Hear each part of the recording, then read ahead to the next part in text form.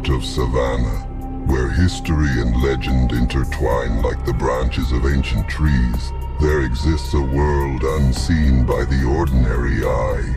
Here, the past refuses to stay buried, and the night is alive with secrets.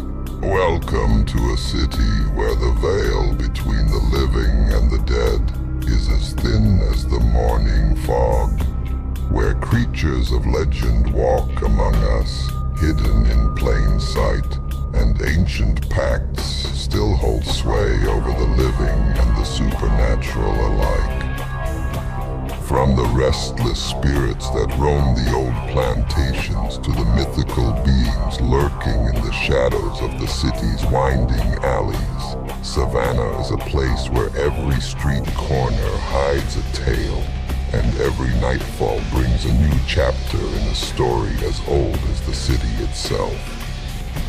This is the story of Savannah's secrets, where the supernatural is not just a whisper in the wind, but a pulse that beats through the very soul of this haunted city. Are you ready to uncover the truth? Welcome to Mythic Savannah.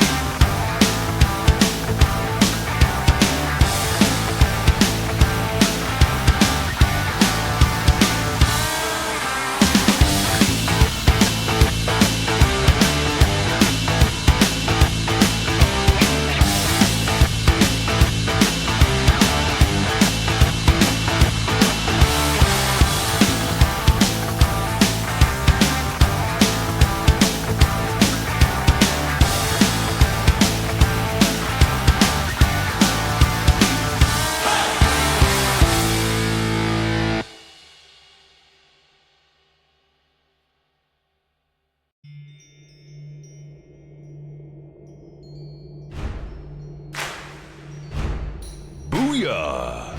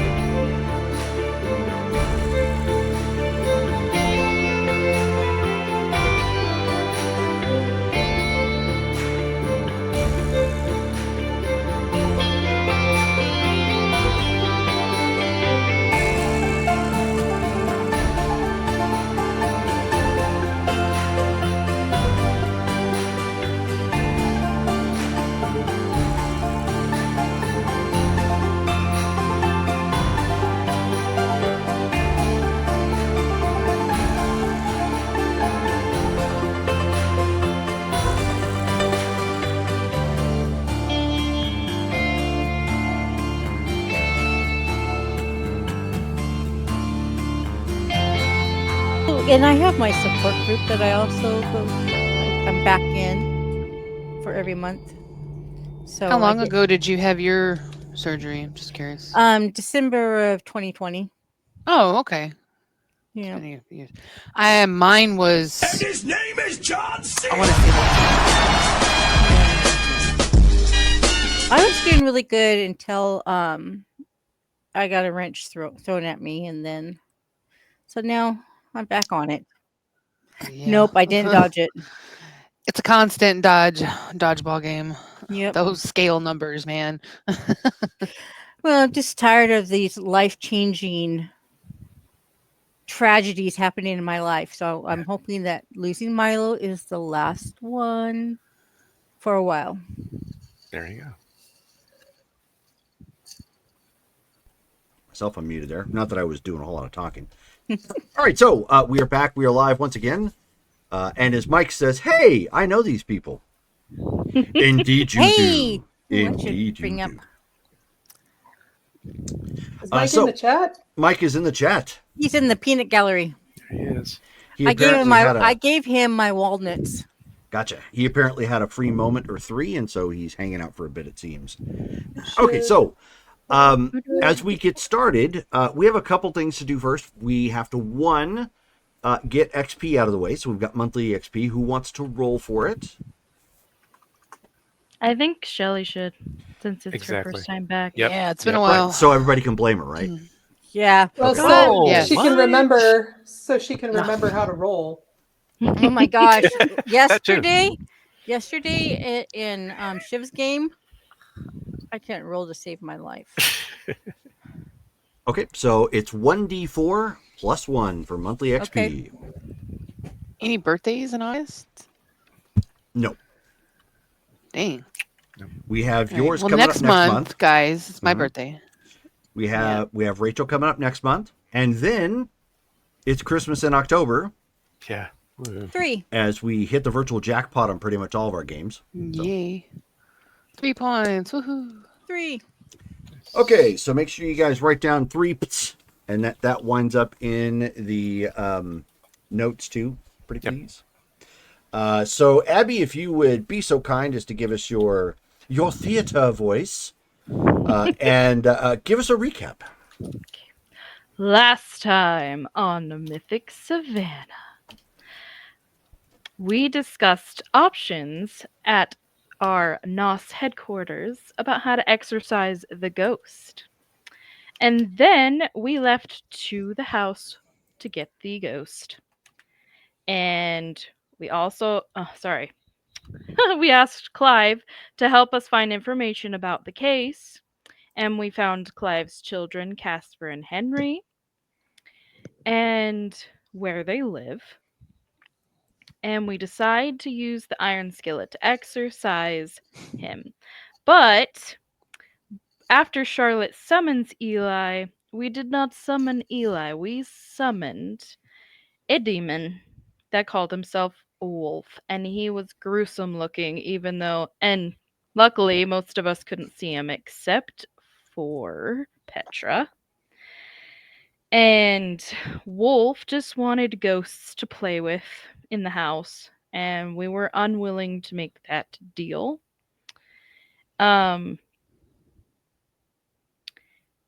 We were discussing options outside with Sly, and he told us a bunch of angel stuff, and that Wolf may be a slayer, and that the rules have changed for demons, and that they don't necessarily have to take over a body to stay on this side of the veil. Eventually, they make it back inside, and Sean rebukes the demon, and we then talk to Eli. He said he was safe. Now he's not. And then Joe contacts the Giovanni and makes a deal with them to give them the ghost. Yeah, I really pulled their arm for that. God, so difficult. Yeah, I know. They so gave hard. you money for it. They're like, ghost? Where? Here, have them. Have some money. And Mike, yes, most of these symbols I had to create. So if you look on the Twitch chat, it should give you a breakdown of who everybody is and what they are.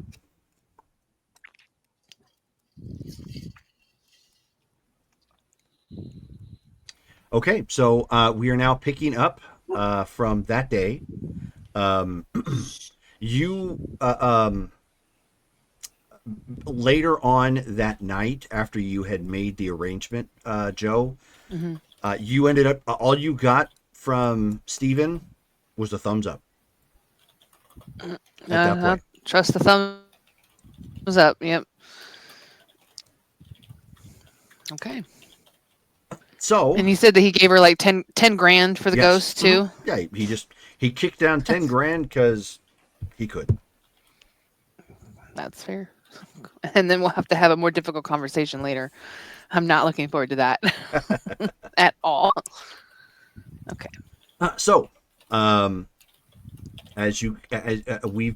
been trying to get this particular scene going for about a month and a half.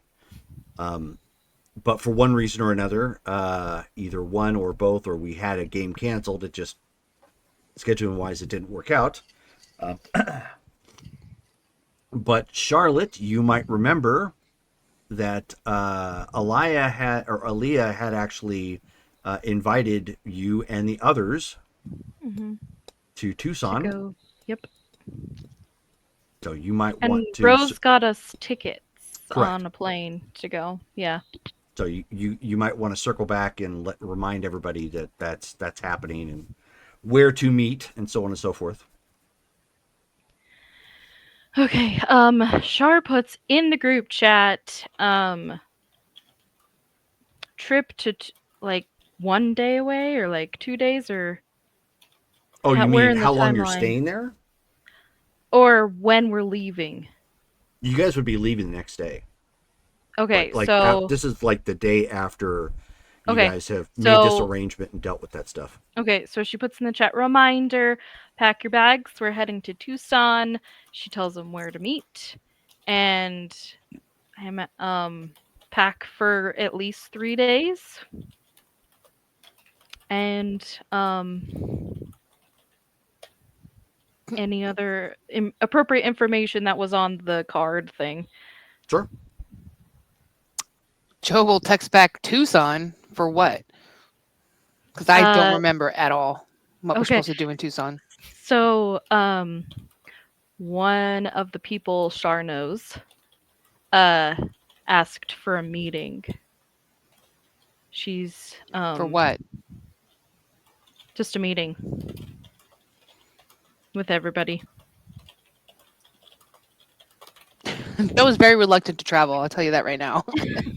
Especially to Tucson. Well, out of character, you would know the name is one of the benefactors of the Coven Obscura.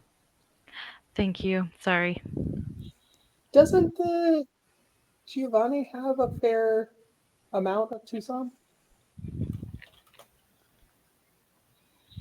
I don't know. Do they? I mean, would Joe know that? No. Would I know? Joe actually would not know that? I don't think I would. I'm not part of that. Never mind. Yeah, I just deal with like the business side it's of it's a fair question to understand She works for the locals, and that's all she knows. Correct. Yeah. So basically,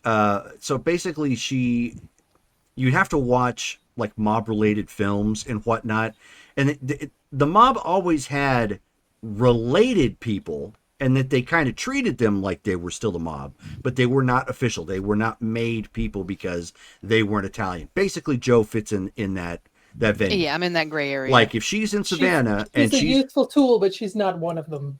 Correct. So if she's in Savannah, just fine with me, and she's around the Giovanni, then they're not going to blink. They just kind of consider her one of them, unless she's doing something untoward. But officially, she is not made in that sense, so she wouldn't know. Like really, I'm just a friend of the family. Yes, pretty much. So we're so Tucson to meet somebody from Tucson. She couldn't put this in the chat or anything, but it's for the Coven of Obscura, one of the benefactors that we're part of. The owners of Clive. I know. I just Joe's having a hard time justifying why she should even go to that if it's dealing with your coven. Weren't you part of NOS? Yes. Oh, Rachel's brain farting. Yep. Yes, let's go. Like, oh shit. Yeah, that's right. The coven is our boss. One of us. One of us. Not Shar's coven. Yeah. The greater our exactly. All group of coven. Yeah. Okay, scratch all that. Sorry, I totally forgot about all that. However, Aaliyah is a mummy. But Char can't say that over text. You could say she's a cousin of yours. Or a colleague. Okay. Well then, just tell me where to meet and I'll be there. Okay. Are we flying out of Hilton Head? Jerome? I didn't fully hear that. Are we flying out of Hilton Head? Hilton Head? Isn't that the airport? Hang on a second. Or flying out of... Oh, Atlanta's kind of far. Oh, yeah. Sorry. Yes, no, that is exactly where you're flying out of. You're flying out of Savannah Hilton Head International Airport. Shar probably got him like the nicest seats we could get. Okay. Do you need me to roll on my resources? Yes, Are we I good? do actually. Give me a Okay. resource roll. Your difficulty to hit is 6. Okay, and I just resources, right? Oh, you may add finance to it if you have it. I do. That makes a big difference.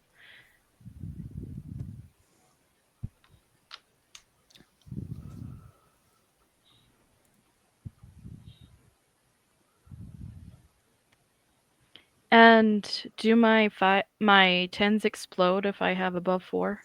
If you have above 4 in finance, yes. Okay, but not resources. Okay, That is never correct. mind. Okay. If only. If only. Okay, 2 successes. Okay, well, that is sufficient. So you are good. And as you are getting everything like situated, and basically coordinating for everyone, Mm. you hear a crash sound. I go investigate. And so Rose is standing there, and it's like she was right in the middle of something, and a bookcase just collapsed on either side of her, and so she's like kind of standing in between, like the pieces of the bookcase, and like stuff that was on the shelf and whatnot. She's just kind of standing there looking around, and she says, "Ma'am, I Yes. don't believe you've addressed the thing yet. What would you like me to do with the impromptu mess?" Well, tidy it up best you can. Are there like valuables lost? Like artifacts or anything? No. There, thankfully, nothing on the shelves broke or busted. Basically it broke. It spilled out on the carpet, and because it like fell down instead of like being thrown down or something, the impact was a little mitigated. So there's some scuff marks on things, but nothing that would that can't be replaced, or is so valuable that it was at a major risk. Okay. Well, It's definitely a reminder, and it's definitely a hindrance, because again, it struck. Hmm.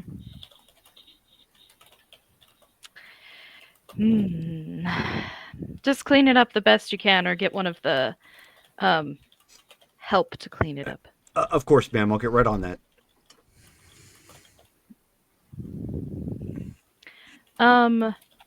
Originally Charlotte had called sorry, it's been so long. As to see if he could come, but he put her on busy, like do not disturb right now.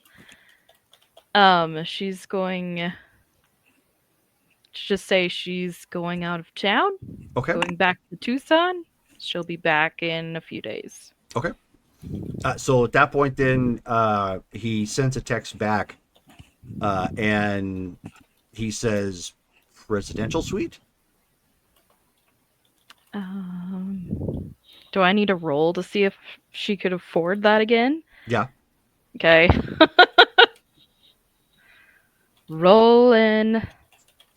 Difficulty 7, since you've paid for everybody's way there.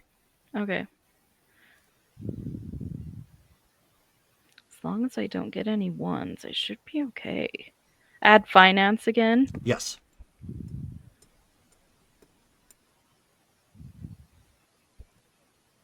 Nope, that's a failure.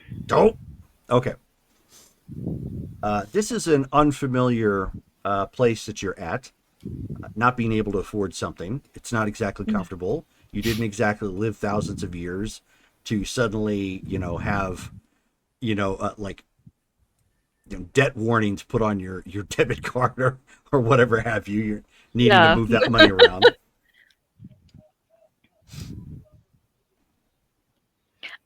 She says no presidential suite. So he sends an angry emoji. Oh. Is there a VP suite? Maybe less. And so he says, hold that thought. She just sends a shrug emoji, like, Okay. what do you want from me? There we go. Over here. I'm trying to rebuild my house. True dat.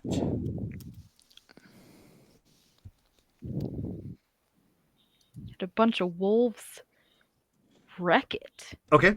So at that point, he doesn't add a question mark. He says presidential suite. And she does thumbs up emoji. Okay. And a kissy face. Okay. So at that point, he says, he sends a text. Looks like it was a little fat fingered, but basically it says, okay, love you, bye, to that effect, with a couple of extra characters somewhere in there somehow.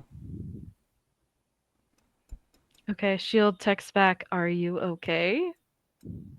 Because he's usually so precise. Right. Yep.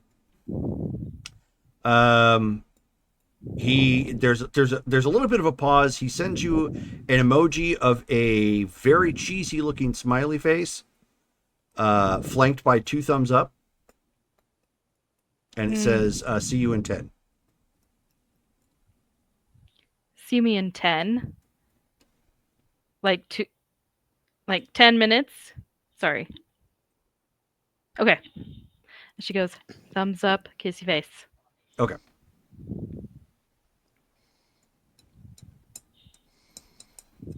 So, question, is there anything anybody is going to do? Is everybody going? Is there anybody putting on the brakes, not going? Nope, Joe's going. Okay. Yeah, I saw it go. Okay. I don't think she's ever actually been to Tucson. Do we contact Cass? She's in the group chat, right? Yes, she is. You guys haven't heard from her for a while, but yeah, she's in the group chat. Overwhelmed by the ghosts. Sly will go ahead and put in the group chat, Cass, you coming along or still dealing with your own outer demons? Smiley face. You don't get a response. He then puts in an asterisk sigh. Oh. What time of day are these tickets? You guys are going to be leaving probably 10 in the morning.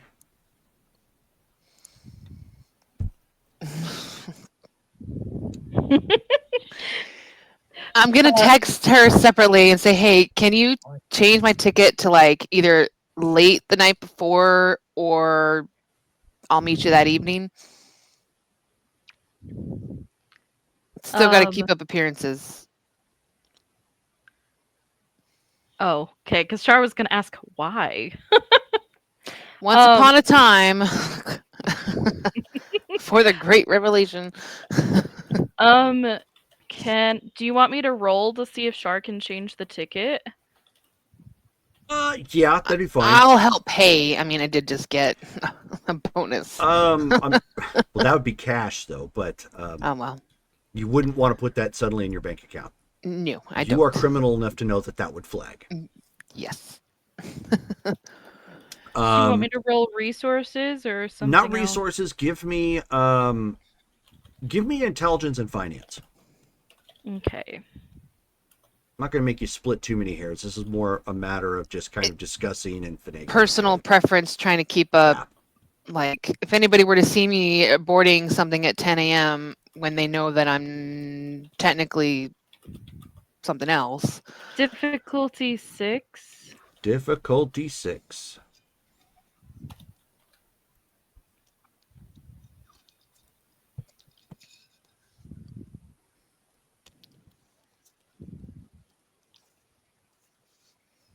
Ooh. Yes, I can change your ticket. Pretty sure that's 6 successes. Dang. Okay, yeah.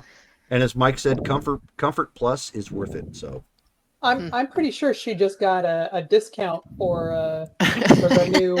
I got a seat upgrade and a ticket change. And Nice. somehow it was cheaper. I don't know how that Oh, works. oh my god, miracles. Oh, gotta love them. Yeah, basically, I just want something where I can arrive at night. And I'll just wait for you guys, or I'll meet up with you guys later because of that. yeah, which is totally possible. You got her on the first flight out at 7. That works. And I'll just meet you guys in the evening. Shar sends her the ticket information. Thank you. And yep. Just don't forget me. Try not to. You'll miss out on all the fun.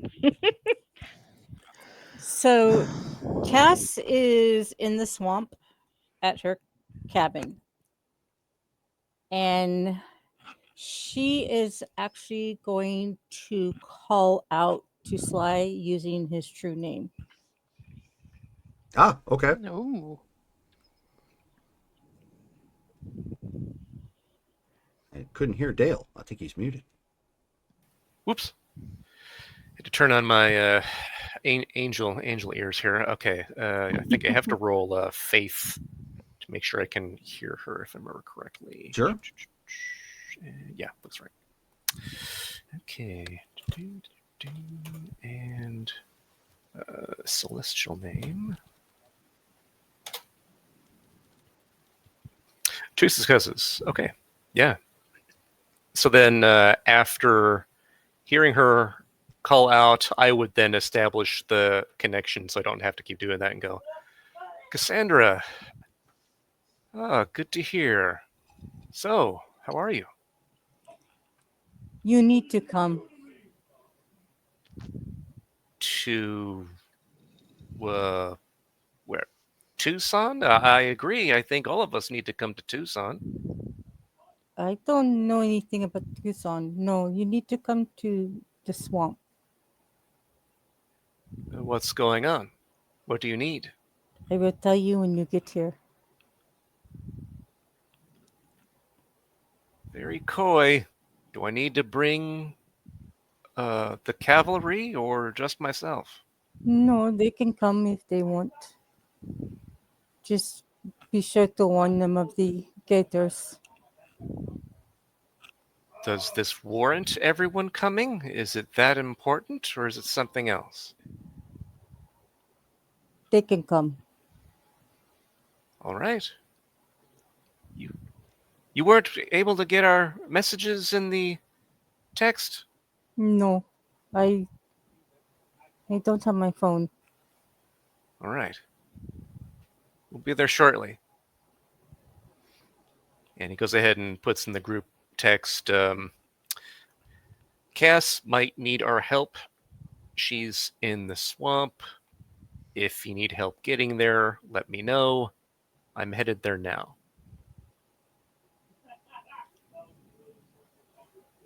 Shar. Well, oh no. She's meeting Az. I was like, I can come later. Kate will text and say, I can come with you now if you need help. I can come also. And so he'll say, excellent, meet up at the plantation, and then I'll drive everybody there because I know where her place is. What kind of shoes do you wear in the swamp? Waterproof ones. Big waders if you have them. Of course. Petra would have them because Petra happens to own a dock. Oh, yeah, that's true. Yeah. Okay. I won't come wearing them. I will Right. bring them. Yeah. You're not going to come wearing them. They're going to be... In your sweater? Yes. I was going to say they're going to be in the trunk. She's going to pull them out of a sleeve from her In the cardigan. sweater of holding. They do not merit a spot in the special inventory. The raft will be Is where. is it Leon Kennedy's briefcase? Like only So when Sly and the others show up, the raft will be there. Okay. There's only so many squares in the sweater inventory. it's Like like a video game. Oh, right. Yeah. Cool. Yeah. So then I'll gather everybody, whoever is willing to arrive at Plantation, get in his car, and we'll drive to the place so we can get to her swamp house. Shar says to keep her posted and she'll come as soon as she can if you guys are still there. Thumbs up.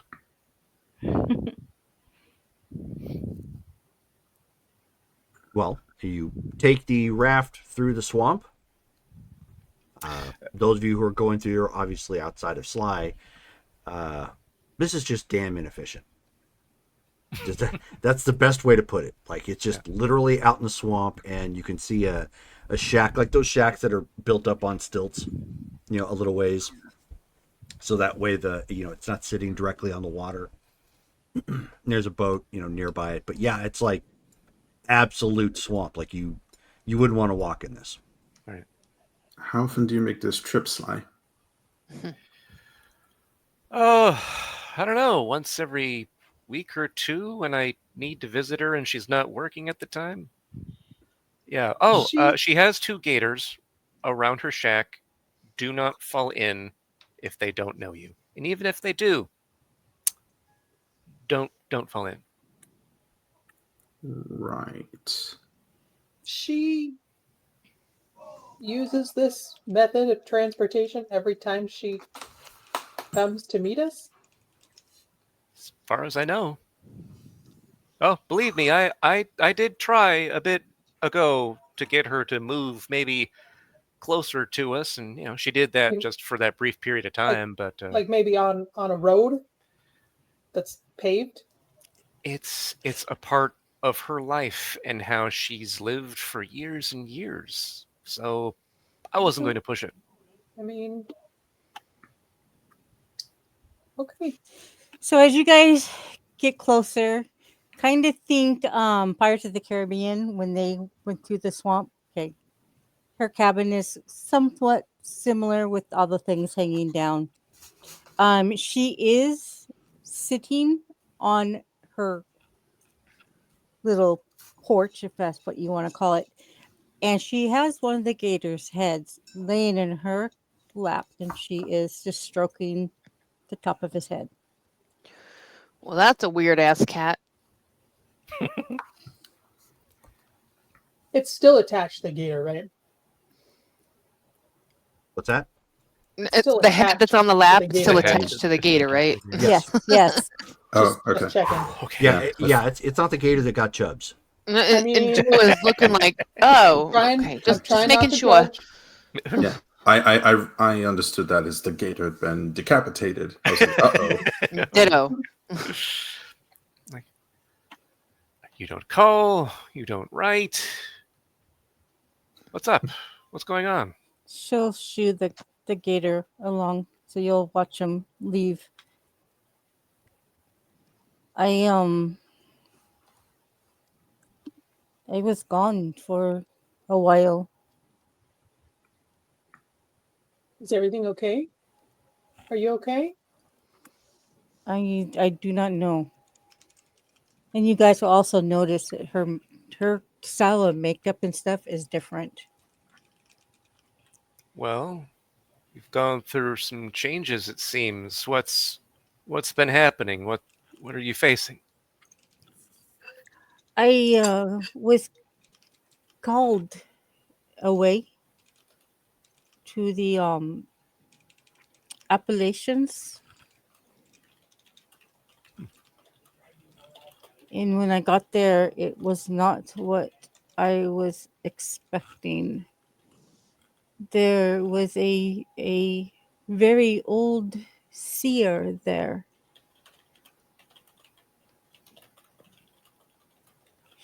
And she showed me a dream. What was the dream? I don't remember all of it. I just remember it was always sunset and the door was always locked until it wasn't. And that's when I woke up to everyone in that coven, I suppose that's what it's called, dead. And I was being taken away by these people who came in and killed them. Mama Mirra is what her name was. She said she was the child of the moon. And somehow I was a key to unlock something. But I don't know what.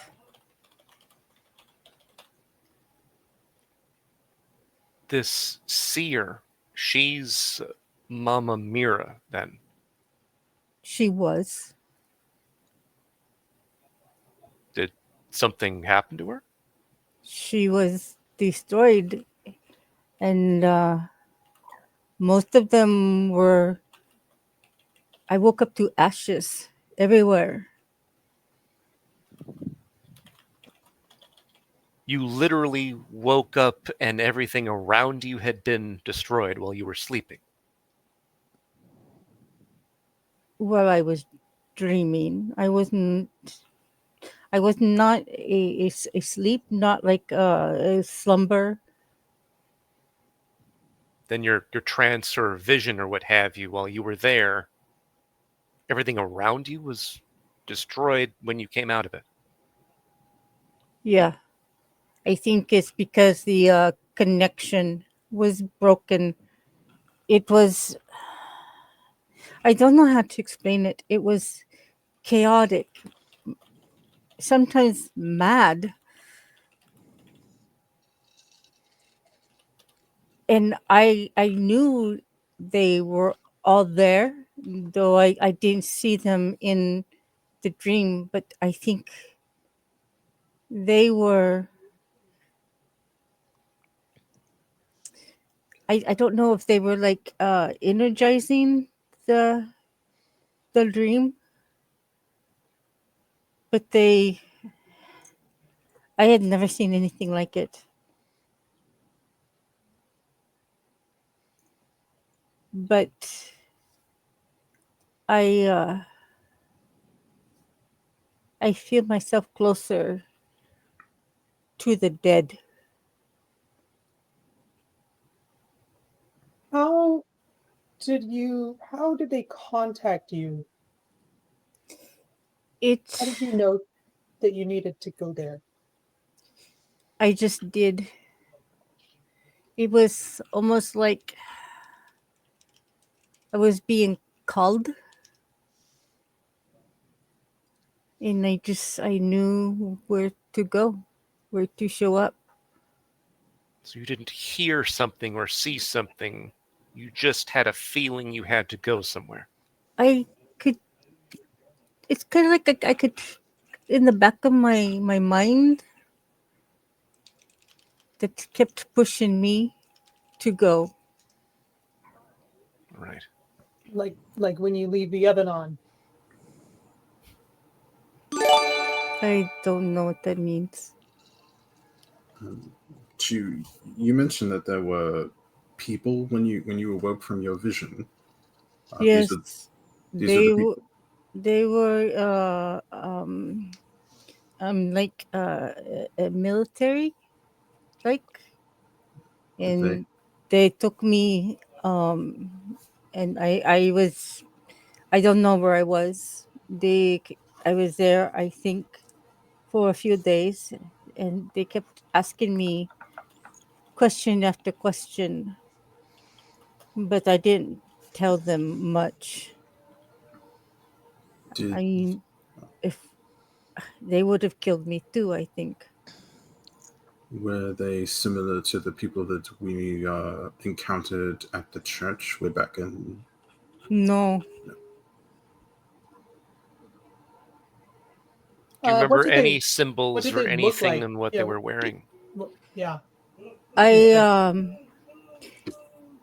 Jerome she would have known the guy's name. He would have introduced himself, right? Good question.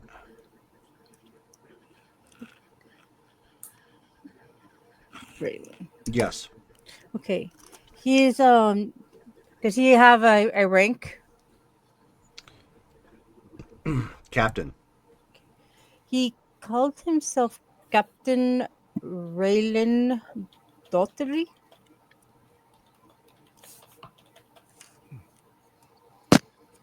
Oh, I kept hearing something about echoes.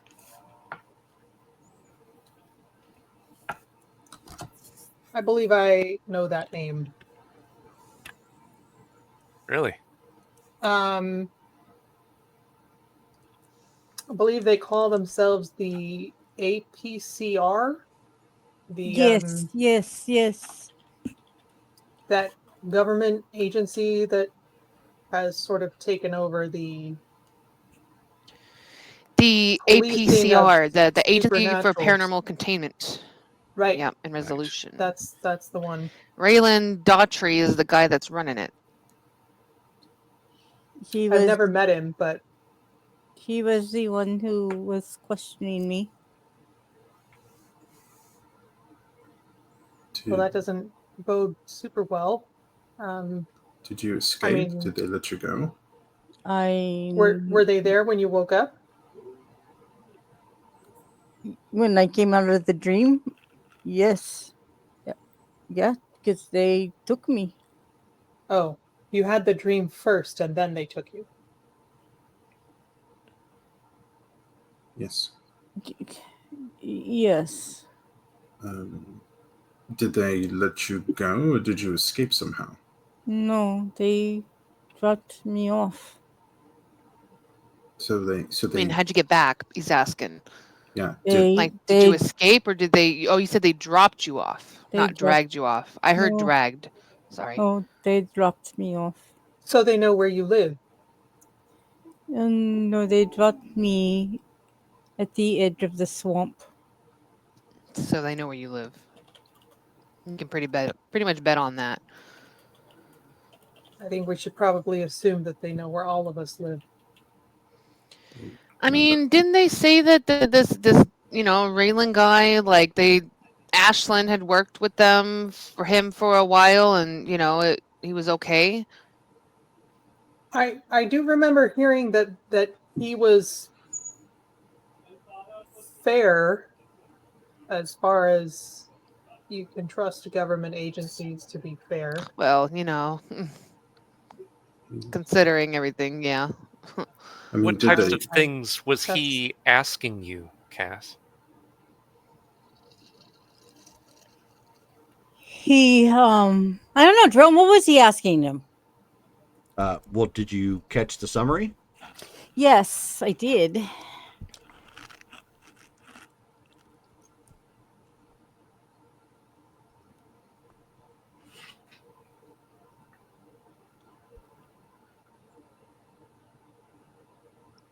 What is your favorite color?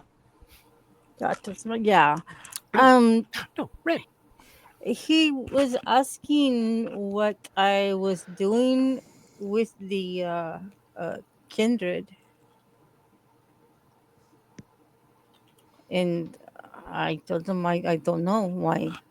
He was asking, wait, what? What they do with kindred? Why I was there with the kindred. Oh, why you were there with the kindred? In And Appalachia? Which kindred? The children of the moon is what they call themselves. Oh, so the people you were visiting in Appalachia were kindred. That's what I found out, yes. From him. I did not know that they were kindred. I just thought they were a very strange coven. Stranger than me. Jerome, Hang on, Can everybody's I- starting to talk over one another. Sorry. That's okay. Brittany? can I roll to see if I'm familiar with a vampire power that, aka, that she may have been summoned? I'm Yeah. not sure how much Petra knows about that kind of power, but Well, we're about ready to find out once she can make a successful intelligence and kindred lore roll. cool. I just want to know if she's talking about the same kindred that I think she's talking about, like as far as like vampire affiliation She versus just a kindred soul or kindred. Like, does she really know what that word kindred means? So I don't know. How many successes? Uno. 1. Okay. Well,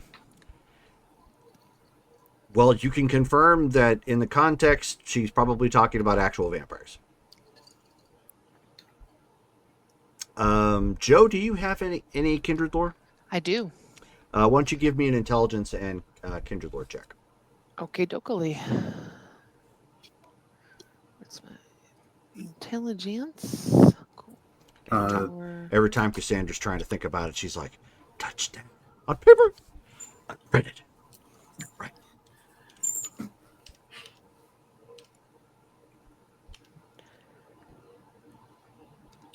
I'll ask Cass kind of what we're.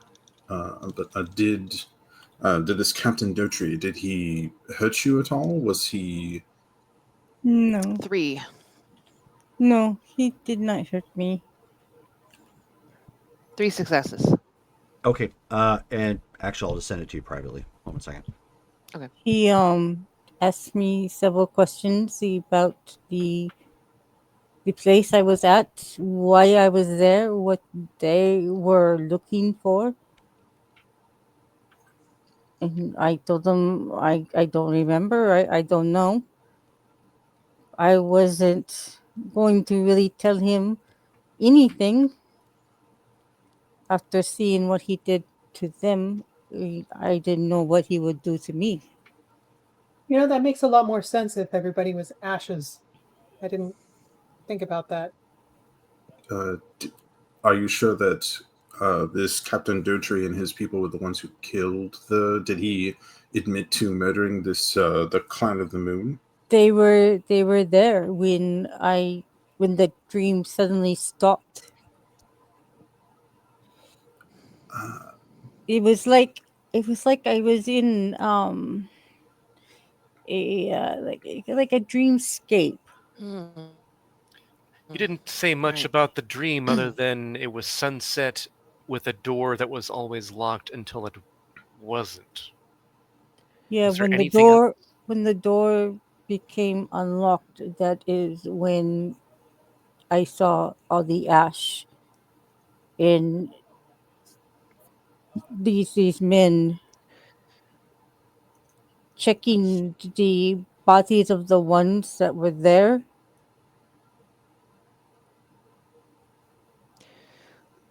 So they were looking for these children of the moon? Yes.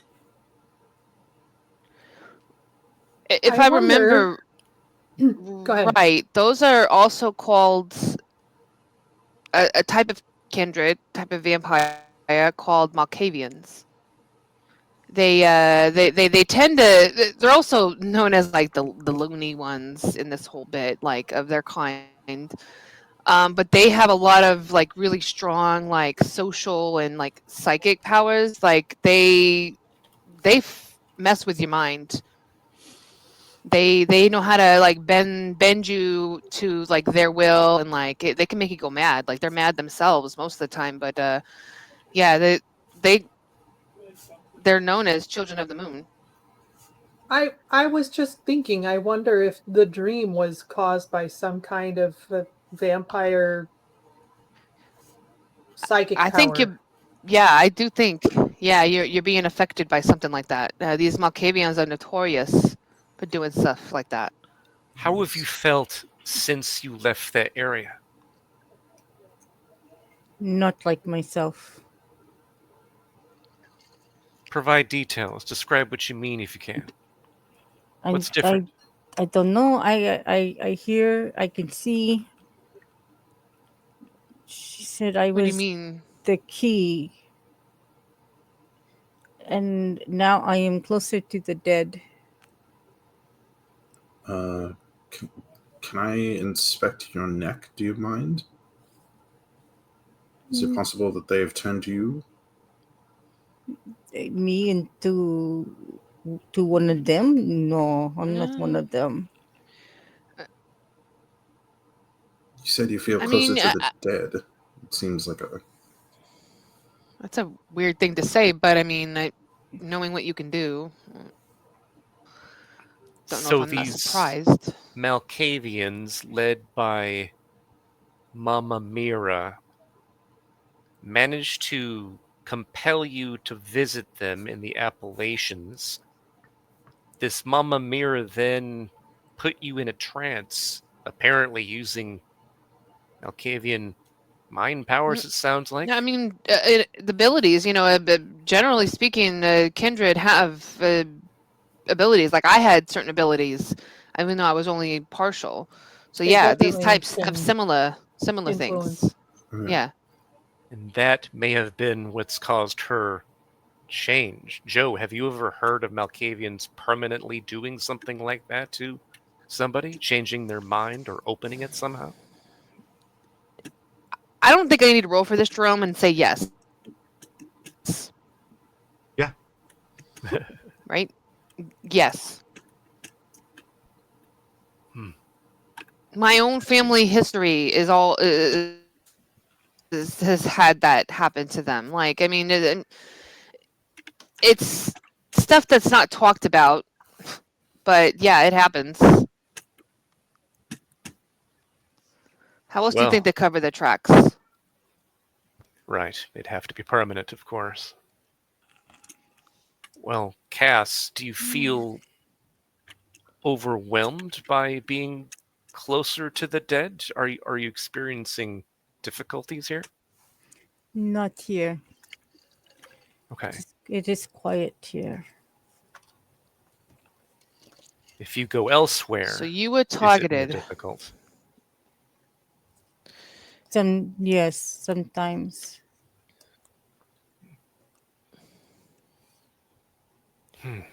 Just why would they summon you though? Had you ever She- met any of them before? No. Any of them look familiar? That's why I'm confused. Like, I mean, if you were feeling compelled to go there, like what did they have on you, or who did you know that would have given them that ability to do that? Mama Nier said I was the key. I mean, I was the key on a couple of things, and now look what happened. Like, I don't want that to happen again. Well, that might mean we've just been warned. This is at least good that we have this information rather than being in the dark. But we're still in the dark. We don't know what we're supposed to do with this. They are all dead. Yes, they are, but that does not mean that the door cannot still be opened. Although, is there any person we can ask about maybe? It's like my some of us, we have a spiritual eye. Right. The Your mind's eye. the sixth sense. Since coming out, that part is open. It was thrown open. So you feel more sensitive to that part of the supernatural. Yes. All right. Well, this happened for a reason, it seems like. They felt it was important enough for you to get there. They might have even realized that you had to be there before they themselves were destroyed. The timing is almost too perfect otherwise. Right. Jerome, can I do an aura percept? Yeah. And that is perception and empathy. Difficulty 8.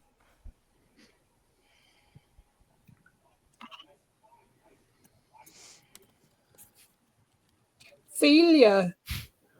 Okay. Just a 0.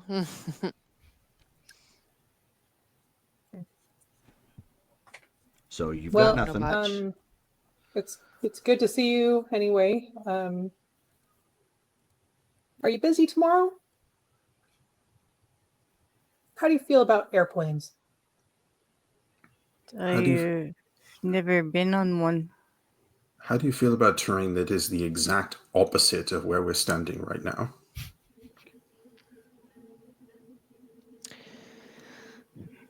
You know, What she do you- did get the text about Tucson. I'm pretty sure she knows where we want to go. Wait, did you get those texts? No, my phone is somewhere in the Appalachians. Oh. Well, okay. Okay, then. Y'all want to fill her in? So we've all been invited to go to Tucson, Arizona. Char has managed to get us seats on a flight to go there, stay there for a few days, where we're going to meet one of her associates who's invited us for some reason. We'll probably be doing one or two other things. I think there's somebody else we need to locate for Char. Maybe something else. But And they will let me on the plane. Do you have a driver's license or a Mm. government ID? No. Jerome, do I have a government ID? Yes, and you have a government name too. Oh, okay. Just so we're clear. Okay. I have a. But Wasn't no, just- you're wasn't- good. You And have it's a an boy's name? ID that is appropriate to the United States. Okay. And yeah. I'm hard and I'm easy to forget. Indeed. I have the social number that is assigned when you are born. all right, Uh, we'll figure something out. yeah. And this might actually be a good opportunity because Shaw's very knowledgeable. Surely her friend is also somebody who travels in scrolls and books and such. Perhaps they can shed some light on this moon mystery. And we can decide whether or not especially as someone who's been on the bad end of a Malkavian brain squeeze, who knows what this means? If the door should stay open or be closed. But yeah, for now, why don't you stick with us? We'll keep you safe, and we will unravel this with time. How can you keep me safe from the dead? By smiting them, sending them back to the afterlife. How else is that? Do you know another way? No. Oh, We'll make then scary faces and say boo whenever they get close. Hey, you know, I Speaking can of hit which- ghosts too. I can just smack them into next week. She Yeah. can. That- I've seen it happen. I can banish certain levels of dead. I apparently can too. But speaking of which, have you had more contact with the ghosts that I remember last time we spoke? You were being inundated. Yeah. Yes. And now it's it feels more like a pressure. So similar, but more. We. Are there any around here now?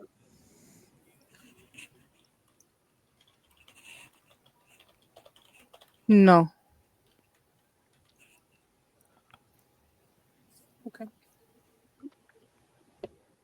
Well, maybe there's some way that we'll eventually be able to help you find a way to control this filter things, manage what you're going through.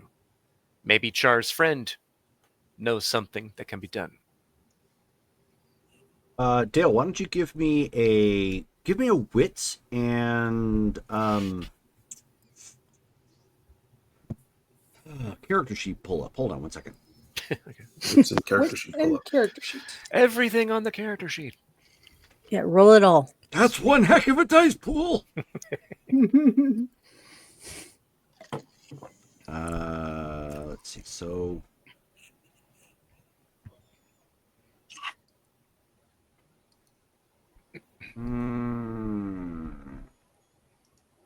if you have it,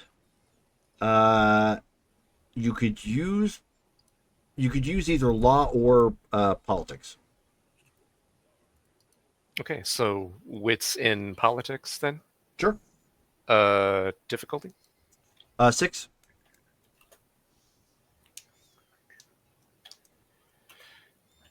And I'll spend a will for an auto success. Why not? Alrighty.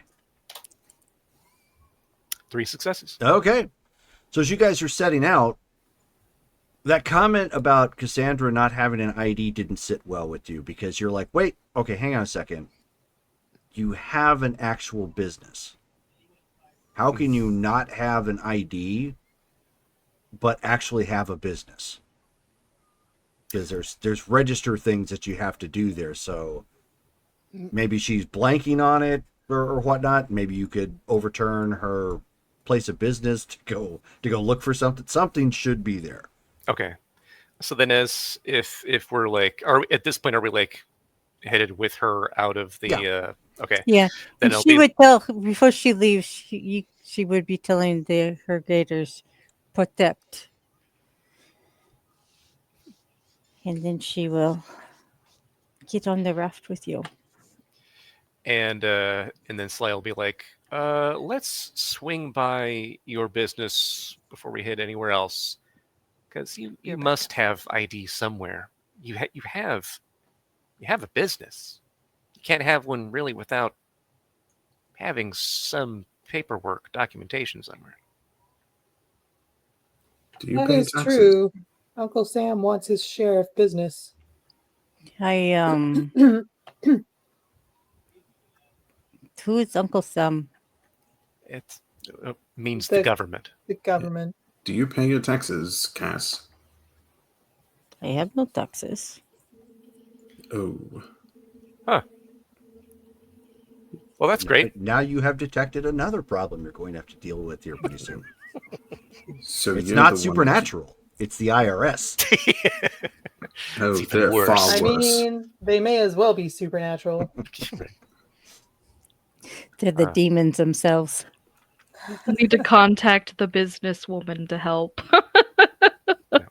We've got to roll for W2. Oh. Huh.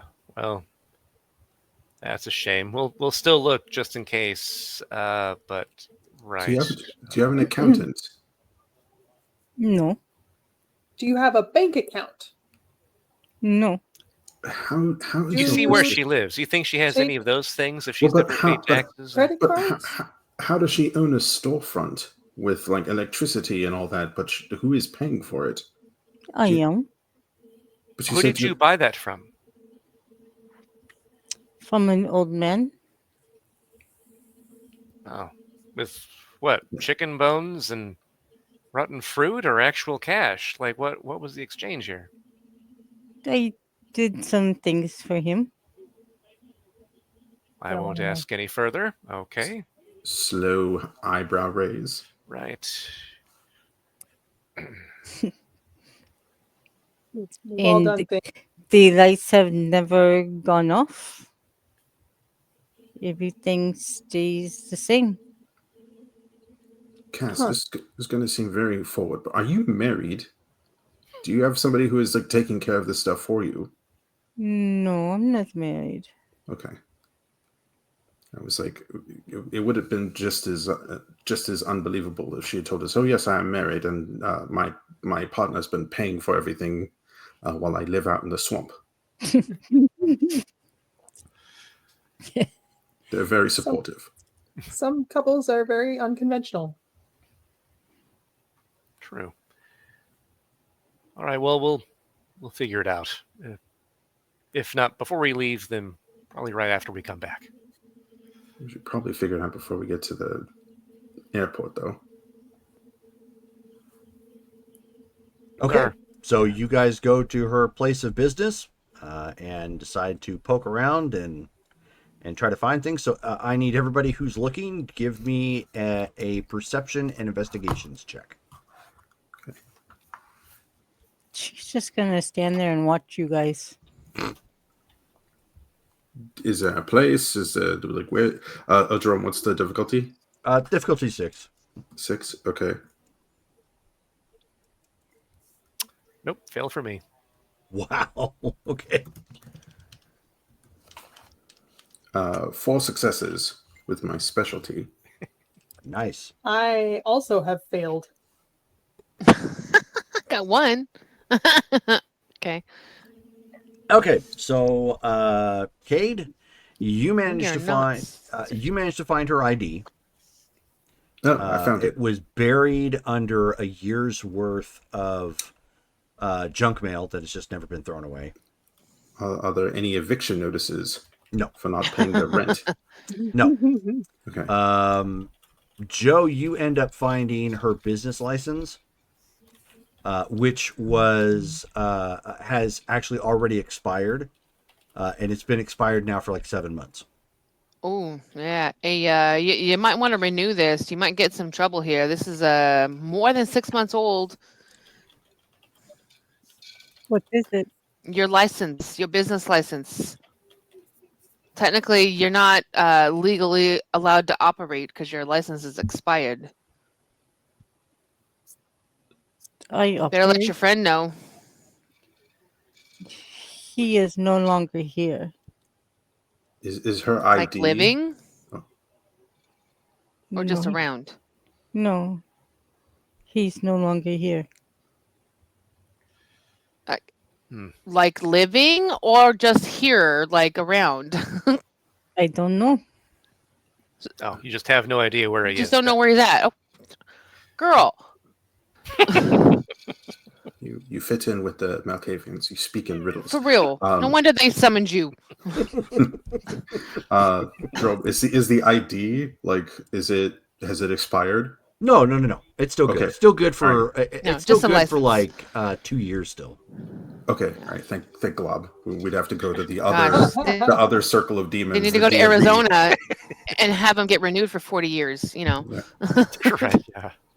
Which Mine doesn't expire till like 2042. Like I have another 20 years on my license. Like yeah, there, and hint, nudge, nudge. You guys are actually going there. Yeah. Yeah. Well, no, in Georgia, yeah, I think like my license, it like lasts for like 6 years or something. That's typical. And Mike is Arizona suggesting special. somebody cast Accio Wallet. Yeah, I'm going to check. What is Cass's name? Cassandra. No, I'm reading the ID. I'm like, this is the most coherent form of information we'll be able to get on her. Cassandra. I mean, it's true. I would Cassandra, also real be name. looking at that just to see how old is the address on there. Yeah, what does the address say? Swamp. No, how long ago was it issued? It says my swamp. It's got a Swamp, picture yeah. of Shrek on it. Instead of the Georgia peach, it's just Shrek. Her last name is Devereaux. Yep. She is Oh, my favorite author. she is 28 years old. Lies. Is she an organ donor? No. Oh. You're kidding? Oh, yeah. Malaria. That makes sense. Have you seen what she does with entrails? Yes. Mm. I With take her You want own? somebody else to do that with her? Your entrails will be your extrails. Yeah. It- I was Pain. thinking to see if the Lots card of said pain. if she was not if she donates organs. I know that she does. And the address on her, the Like, physical address are- would be here, probably. well, a P.O. box.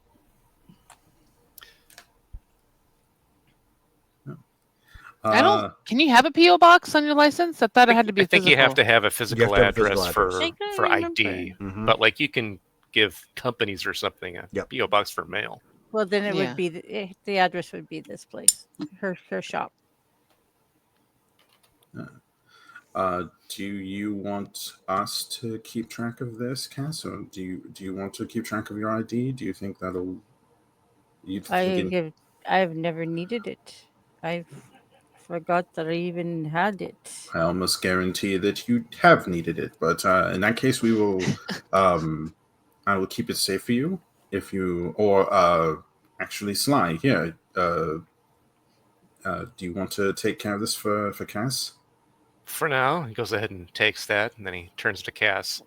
We need to get you a little bit more in tune with the mundane world.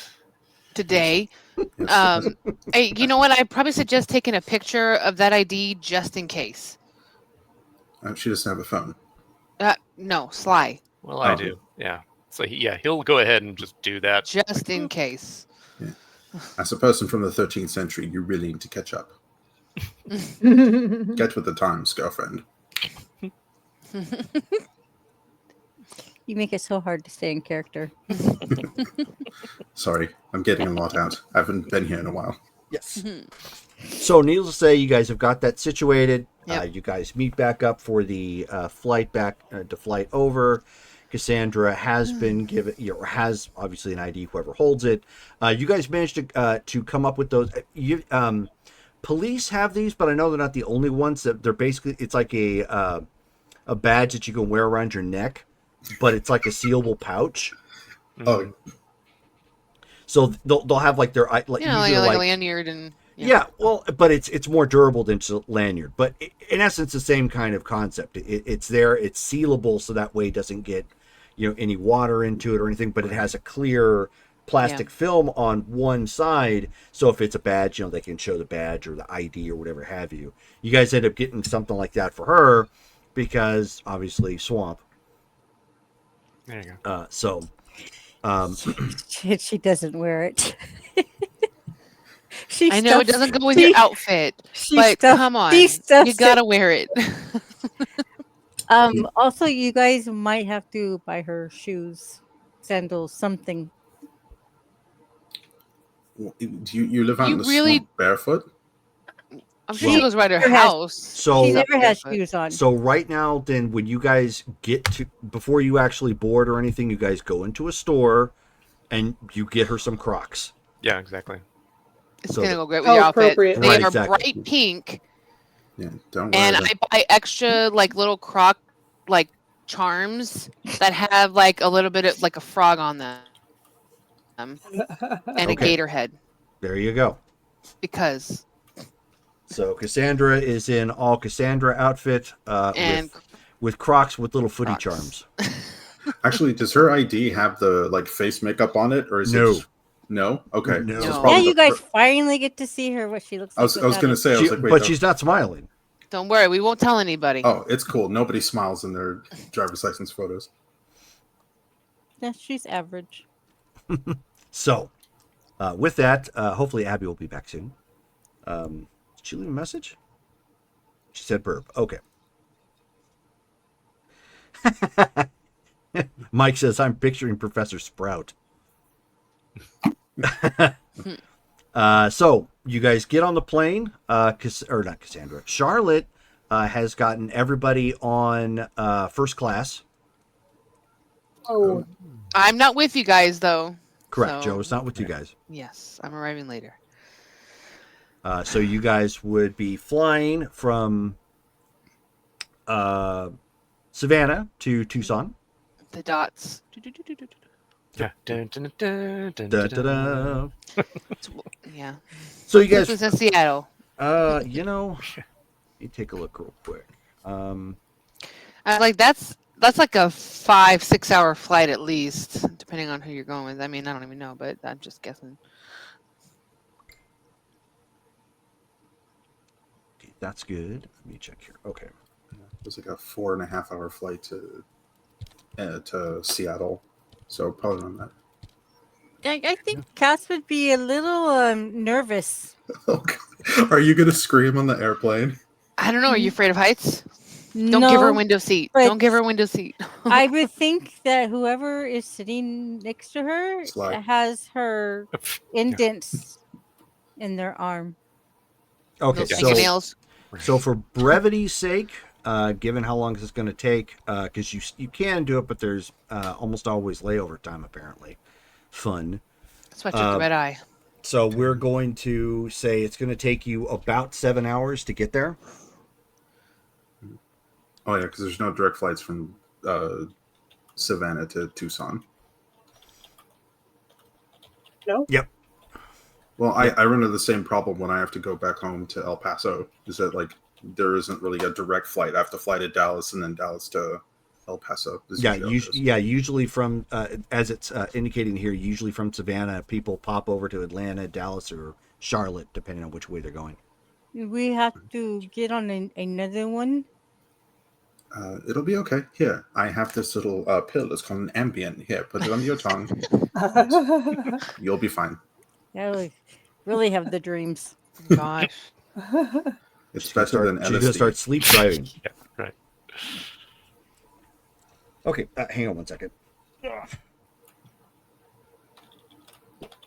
right, back together.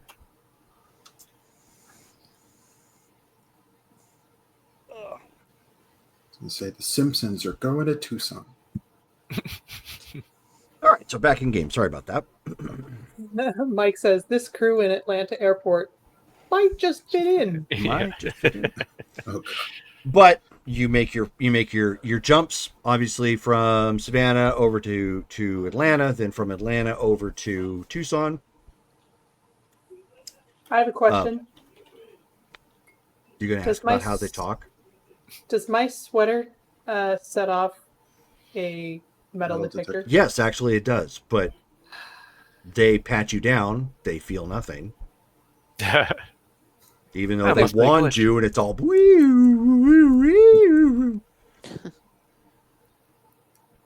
I don't know why it's doing that. I'll put the sword in my luggage. I mean, I could hold on to it for you if you like. That'd probably be safer. But needless to say, we don't need to get into that. We can keep playing the game. But that Yeah. yes. Okay. So Okay. jump to 2 points. You're back over in Tucson by the evening time. At this point, like by the time you're getting to Tucson, Joe has just left. So when you touch down in Tucson, there is now a car waiting for you. It is a rather large limousine. As soon as she gets in, she kicks off those Crocs. Kate will pick them up because she's going to need them for the flight back. Okay. Right. Oh, it hasn't played the sound yet. Long delayed. Okay, well, I guess we'll have to wait. Is it one of those things where somebody's at the airport, like holding a sign? No. You just get directed where you need to go. And presumably Charlotte knows what she's doing. She's just not here in character currently. Okay. I just wasn't sure if we were saying like another Clive. No, Yeah, nothing like something. that. But Okay. there are people that are. There's a driver and one other individual waiting outside the car as you approach. They open the door to allow all of you in.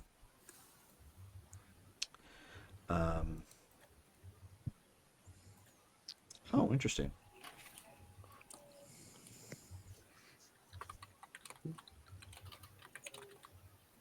Try that again. Oh, I can do it from here. Still not played it? Yeah, no, it hasn't. I just kicked another one through just in case. Rude. Can I, I get know. my points back? Yeah, there's a really long delay. I noticed that when As I a was watcher? watching the stream. Yeah, it took Well, forever. there's about 13 seconds of a delay. I just unfortunately can't do anything about that. Oh, okay. Well, whatever. All right. So, looks like maybe that particular feature is down right now because it's having some issues on my side too. Ooh. No worries. Don't anybody need a reroll? Yeah. Well, I don't know if it's just the sound or if it's a reroll. Hold on a second. Let me see if it'll let me do that. I mean, I Just guess just a we can test. see the reroll thing on the screen. So Yep. So that went through because that's just redeeming points. It's not playing the sound. okay. Okay. So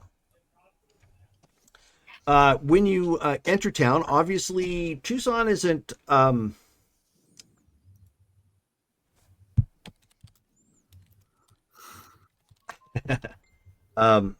Tucson is not quite as lively looking as Savannah. Obviously, it's all desert. No one here, short of Charlotte, has actually been here before.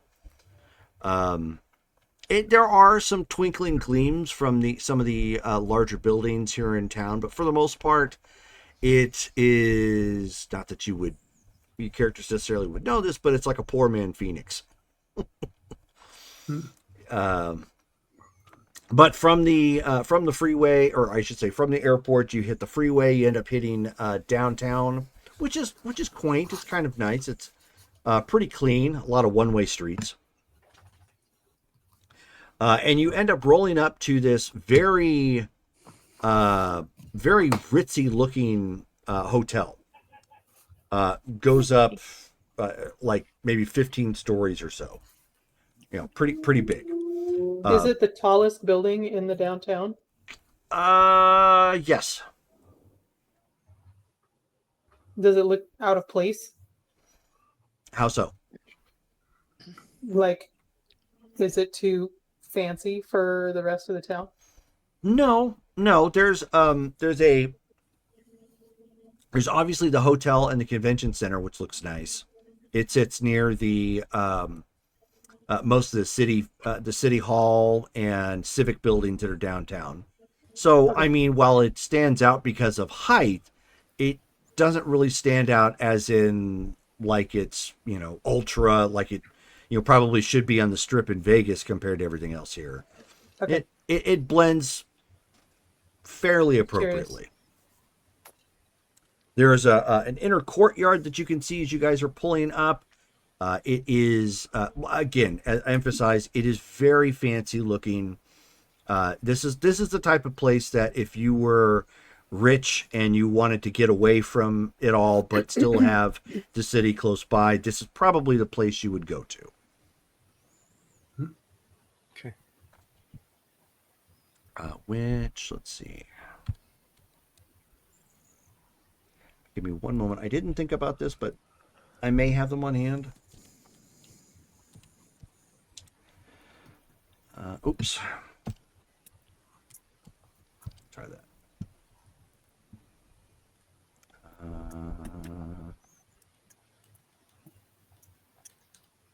Actually, I can go over here.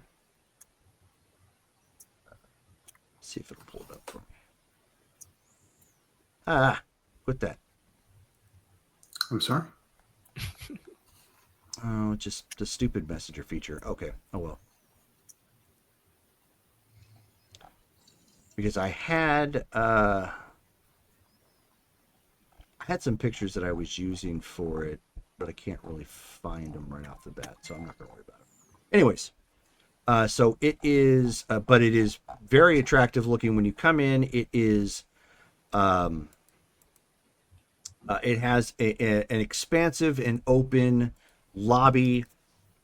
It has active security that are posted up in the front, but they also have people that seem to wander around the floors. They don't look like there's some private security company that's been hired out to monitor the place. So they don't look like it's just whoever needed a job and can pretend to be, a mall cop gets the job. They look competent. And as everybody approaches, presumably since Abby is here, Charlotte, as you are approaching in the lobby, you've actually came back as everybody's here at the hegemony.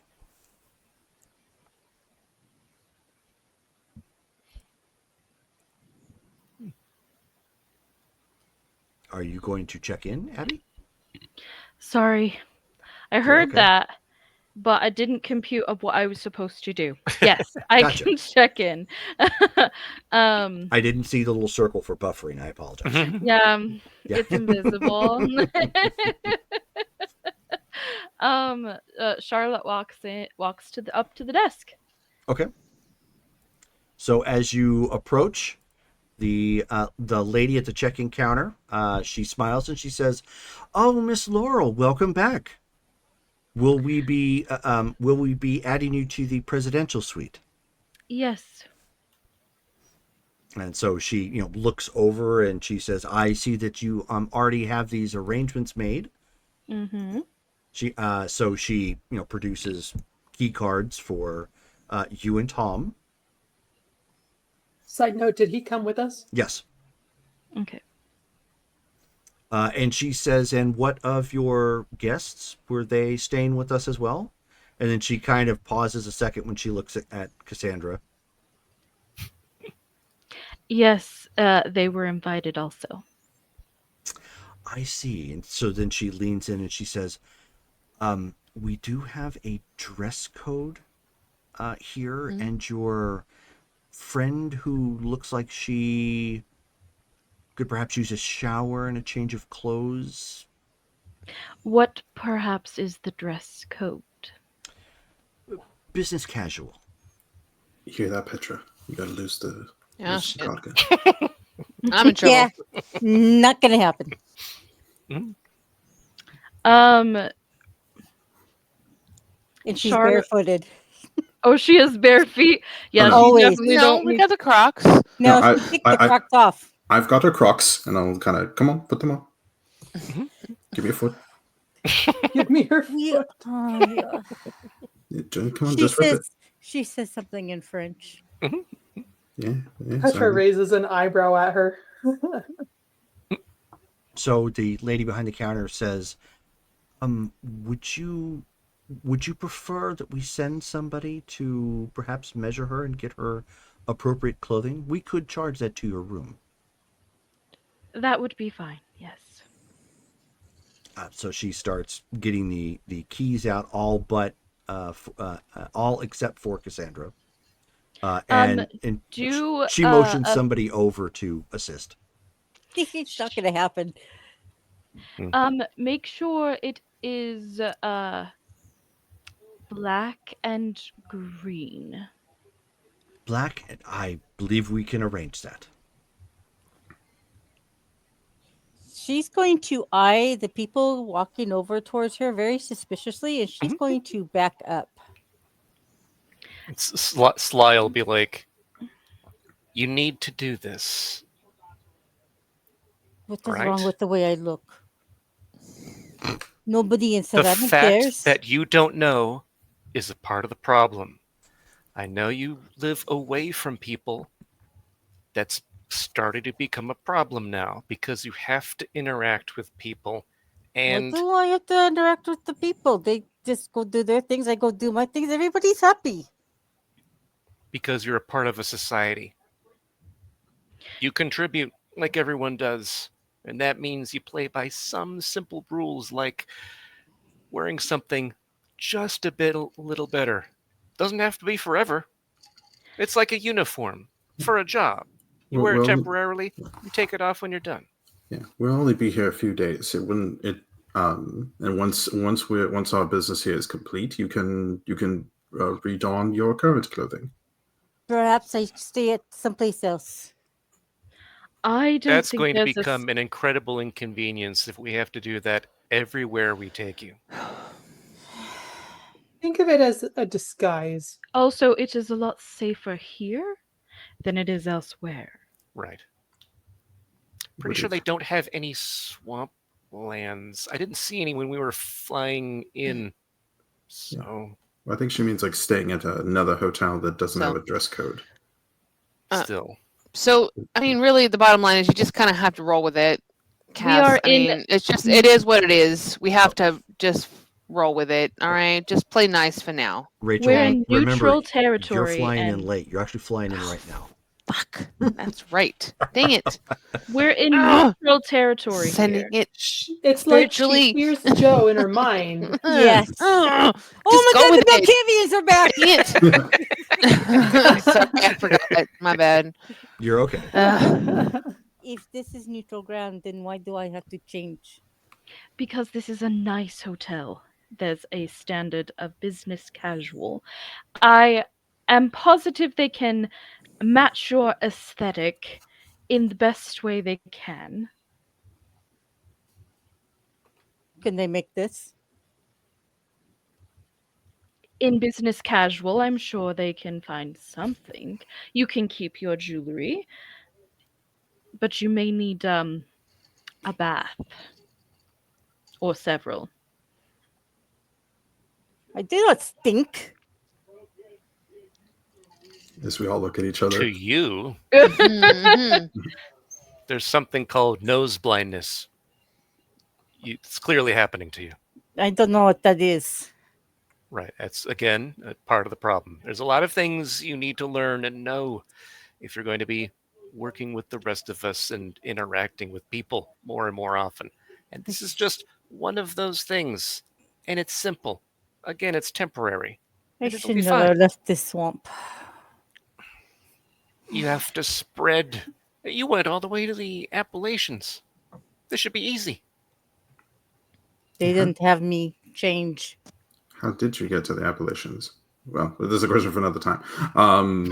Look, for the moment, it is an inconvenience, and we apologize, but we're here. Hopefully, we can find by putting up with this, we can find a solution to why your while your friends found the trouble that they found. We can learn more, but for the moment, let's play ball.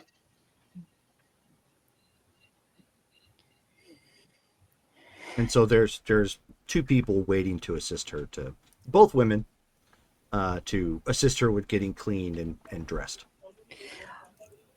They're helping her get clean? They will be, yes. Not like actually washing you, but Oh, okay. I was going to say, oh, I don't think so. I was like, okay. oh, Egypt all over again. but they will be helping you wash your hair. No. She's got dreads. She'll just pile all those up on top of her head. She should fit right in Tucson with those. It's kind of a. I think there town, is right? a special way to clean dreads without water that helps. I don't know. Is there? Mm-hmm. What's Out that? of character, I know. Yes. Yes, that's what I was asking. I was asking. Yes, you. I mean there is. Yeah. There's like hair oils and stuff you can use to keep it smooth. I think. I don't know. I've never had them, but that would be for really curly hair. That's what you do. I'll be right back. Yeah. She will be gradually. She will not make it easy for any of these people who are trying to change her appearance, and she will not change her makeup because this is how she hides from the dead. Okay. Well, that is noted. Or at least your protests are, anyways. So the cards are given out to everybody. There is an individual who comes around and collects whatever baggage that you might have, and is walking you over to the to your appropriate rooms. Sly and Cade have been given a room together. Petra, eventually Joe, and Cassandra are given a room together, and then of course Charlotte and Tom have the presidential suite. Here we go. I actually have the finished copy of what Cassandra's going to look like, whether she wants to or not, while she stays here. There you go.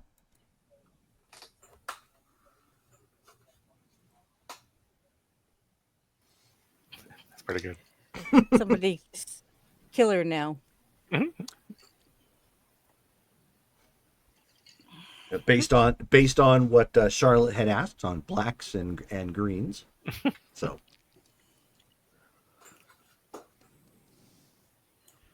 Wow, you look very nice, Cassandra.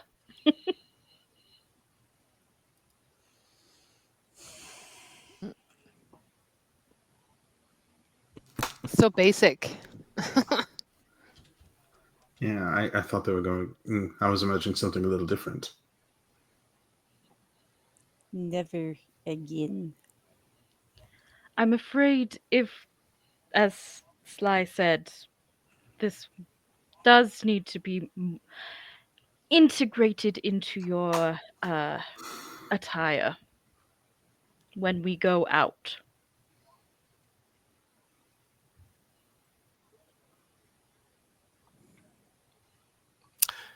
You know, I wonder if wearing these clothes will actually make it easier for you to stay away from the spirits that you're dealing with. I doubt If it. Oh, well, you never know. Give it a shot. You look different, a lot different. I'm gonna text. I would stay away from myself. I'm gonna text Sly, and I'm gonna text him. Tell her she looks nice, and then a wink face. He like kind of looks at Cade for a second, and he's kind of I give him a kind of a head nod. like he's like, and then he looks to her and he's like, you know, honestly, you do look pretty nice with what you've got on. I didn't expect such a transformation. Impressive. Matchmaker, matchmaker, make me a match. This is 100% the end of Breakfast Club. yes. All of a sudden, Slide comes up. You are 16, going on 17. Fellas will stand in line. Anyways, with that distraction out of the way, everybody gets to their appropriate rooms. Again, it's very nice, spacious where you guys are at. Of course, Charlotte, you already. Abby, I know I posted pictures to you. Can you find them in the chat? I will attempt to. Those are buried beneath all our Yeah. So our puns. we're going to our rooms for the night.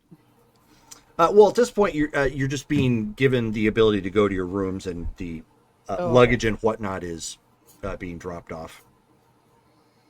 Hello, Vancouver by night. Hey. And instead of jumping in saying vampires, he says, World of Darkness. Appropriate. So, back in character. So at this point, we'll say it is about 10 at night. Joe manages to show up eventually. And respectively, there is somebody who comes around to all of your rooms and lets you know that there is a late dinner that is being served, and you are all being given the opportunity to join, should you, with the owner of the hegemony, should you so desire. Char will go. Okay. I'm getting close. I'll go as well, but probably not eat anything. Okay. Yeah. Because I'm curious. Wait, you said it's business casual? Mm-hmm. Well, it's business casual for the local. Like, they don't want, again, like, that's why they stopped it. They don't want bums showing up here. Oh, okay. However you want to dress is however you want to dress. Okay. Oh, sure, she gets a dress, but yeah. Yeah, that's right. Joe doesn't own a dress. I don't know what that is. It's your formal overalls. Yeah. AKA you've ironed them. Well, no, they're her dressy overalls are basically overalls that turn to Jinkos. There you go. Oh. And a tuxedo shirt underneath. Yep. Just like, why? So, those of you who are going, Brittany, of course, stepped away. I'm presuming she's going to go. Probably. So everybody is brought to this, what appears to have been a conference room that is, for purposes of the scene, has actually been updated for a dinner setting. There's several trays that are setting out behind. There's several servants, or I should say staff, on hand to start doling out whatever food that you might want. The table has been nice and decorated. There's no open flame. There's just a little LED like flickering lights there.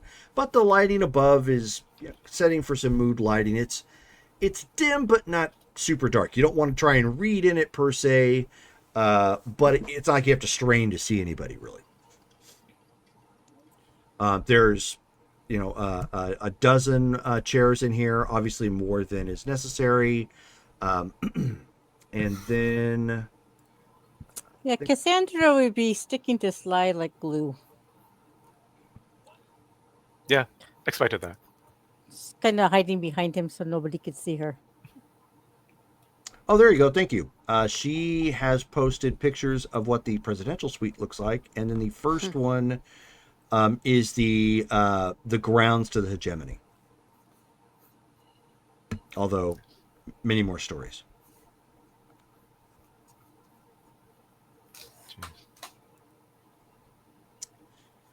All right, and then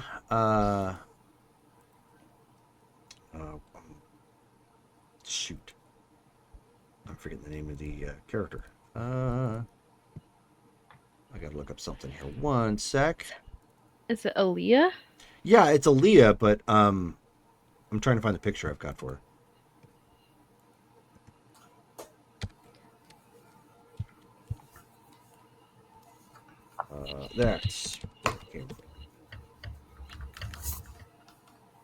That's not who I was looking for. I can see if I can find her. I think I found it. Okay. I just got the name wrong. You are not the picture we are looking for.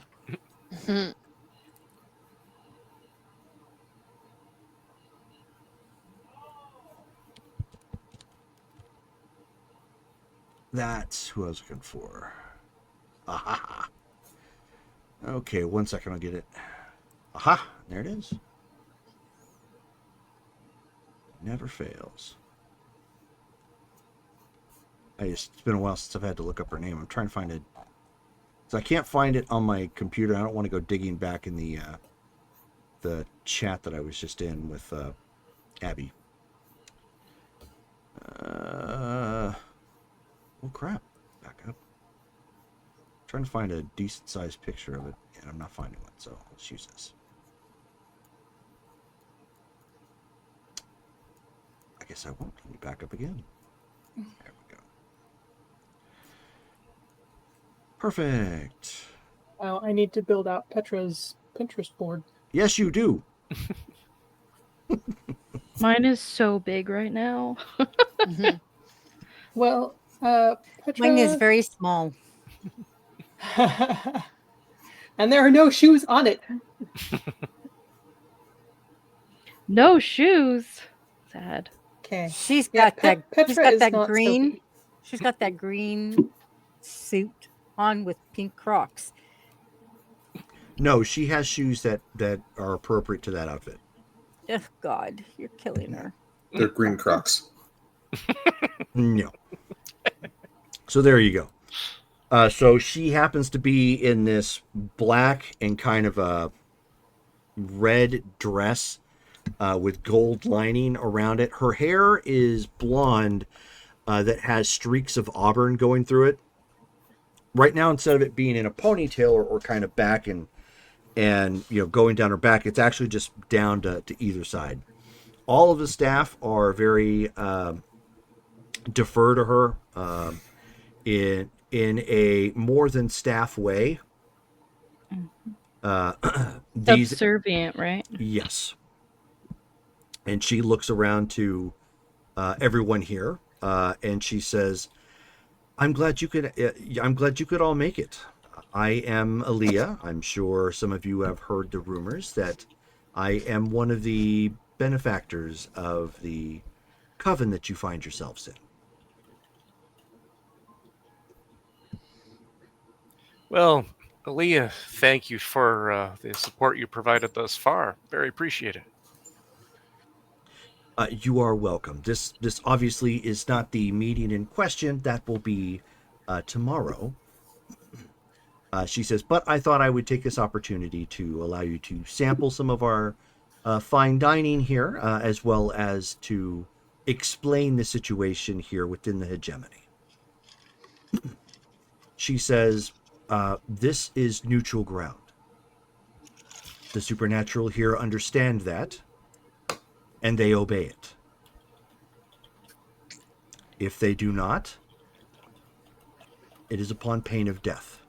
I do not suffer nor tolerate such an effrontery within my establishment. Yes, Petra. Out of character. Okay. Does it feel like holy ground? No. Okay. Good question, though. Just clarify. Okay. And I think throughout the whole night, Cassandra's going to be very fidgety, and she's going to be constantly tugging on those clothes. They're too tight for her liking. And she says, but you may partake in as much of the food as you like. It is not being billed to your rooms. It is gratis. She says, tomorrow we will be meeting with other supporters of the coven. So you'll be meeting 2 other individuals, as well as certain interested parties who are here to air grievances and perhaps continuing a centuries-old debate. But you are all welcomed here to observe and partake in that as well, as it will directly affect you. Are you talking about our kind's debate? That is correct, yes. Which is why I have specifically asked you and Cade to attend. Mm-hmm. Interesting. Did any of you have any questions for me in the meantime? Yes, but I won't ask him. Jerome, did you say she asked for Shar and Cade to be Yes. here? Mm-hmm. This particular request happened, I think, a little over 2 months ago at this point, and because we either missed a game or you were out and Abby was out or vice versa and whatnot, we haven't had a chance to get to the scene. Okay. Yeah, that's what I heard too, and I was very curious. Yeah.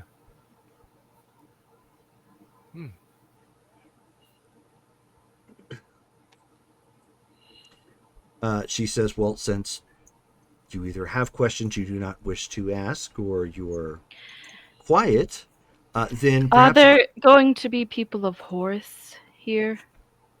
Yes. He and a detachment, well, not he specifically, but a detachment of the Reborn will be here tomorrow. Understood. May I ask that you are also a, what's it called? I know that we're part of the same belief system. Ishmaelite? Yeah, thank you. Do you plan to stay Ishmaelite or I absolutely value my independence. I did not desire to follow Horus's lead then, nor do I now. Well, perhaps we can be a common front then.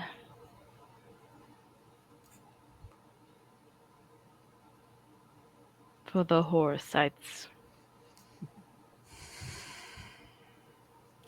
And what are your specific beliefs, Cade? Regarding reborn politics? Jerome, do I have any? I don't see any politics stuff like is this just my personal belief, or is there something like I should? There was an update when we first started this season as to what was happening after the time of judgment was taking place. Mhm. I think actually I posted it's pinned in the discussions. Oh, good. Or in the notes. Okay. Did I pin it in the notes or did I pin it in the? Is it Reborn Aftermath? Yeah. Okay. Is it in discussion? I know I saw it today. It's in discussion. Yeah, Reborn discussion. Aftermath PDF. So everything that's under that is definitely something that's going to be interesting you. Oh, okay. Sorry, I didn't realize there was a thing that like had my specific jam in it. Okay.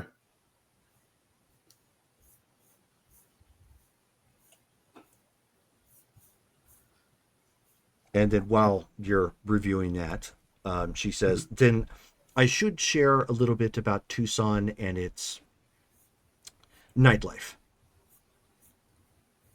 She says, the city does house a sizable population of vampires, so you should be forewarned of those particular factions, if you understand what they are.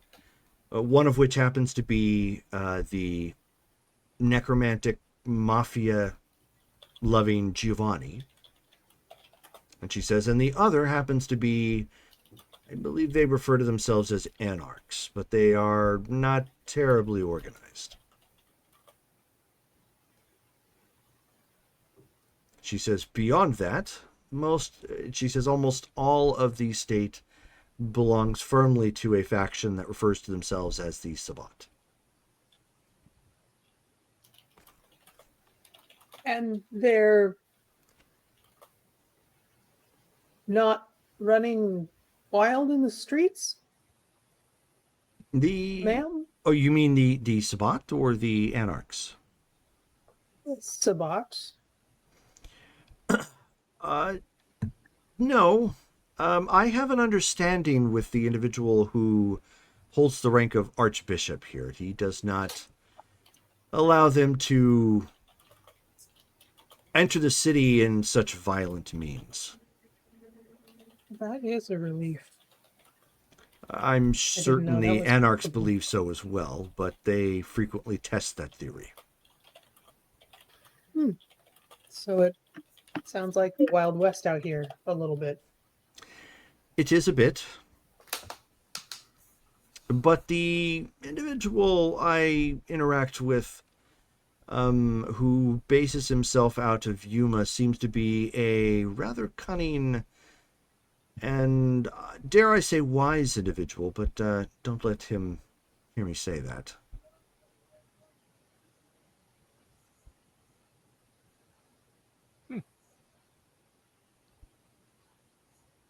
Would we expect any individuals like those at tomorrow's meeting? No. I simply wish to give you the wildlife perspective of Tucson. There are lupines that reside outside the city as well, given the fact that this is quite a desert terrain. I am unclear as to where they call home. They don't come through very often.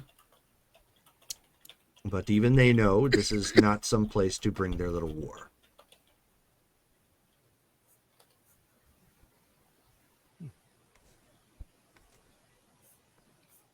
So it sounds like if we stay within city limits, we should probably be fine given everything you've arranged with others. You will be fine on these premises. For the rest of the city, I cannot exactly vouch for that because they have their own business opportunities to seek. Fair enough. Quick mummy question, Jerome. The purification, is that purifying vampires off the planet or just all other supernatural? Where are you seeing that at? Oh, are you looking at in the recap? In the Reborn Aftermath? Yeah, Reborn Aftermath. Oh yeah. Anything The- that they consider like an element of corruption or whatnot, which would be vampires. Oh yeah. Okay, so what other things are considered corrupted then? Anything that's Like a corruptible force, like I'd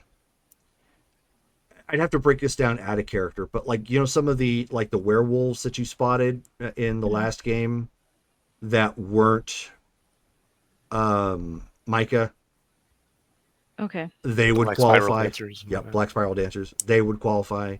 Okay. Those guys that you ran into who were there was a scene at one point. Basically, they're Banes.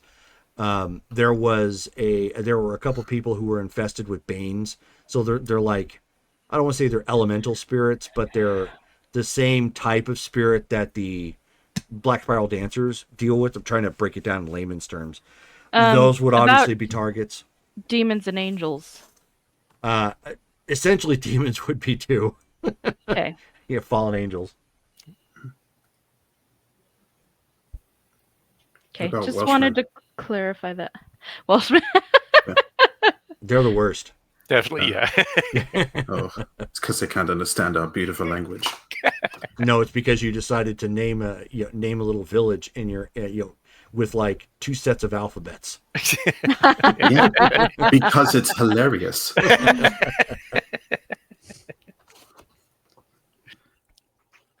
Okay. I just wanted to ask for that clarification Sure. before we Yeah, go yeah. into that.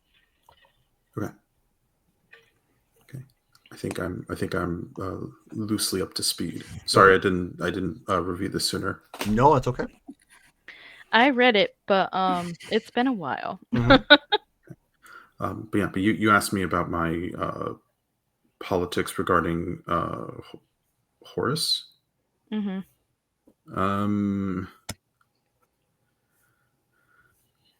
I was not expecting a political conversation. I probably guess I should have.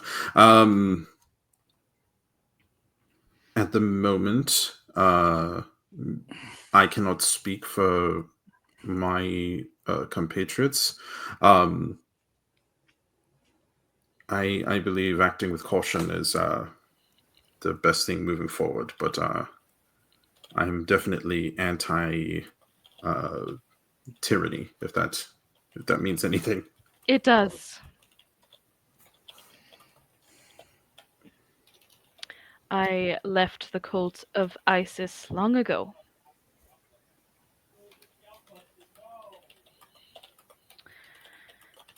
Yeah.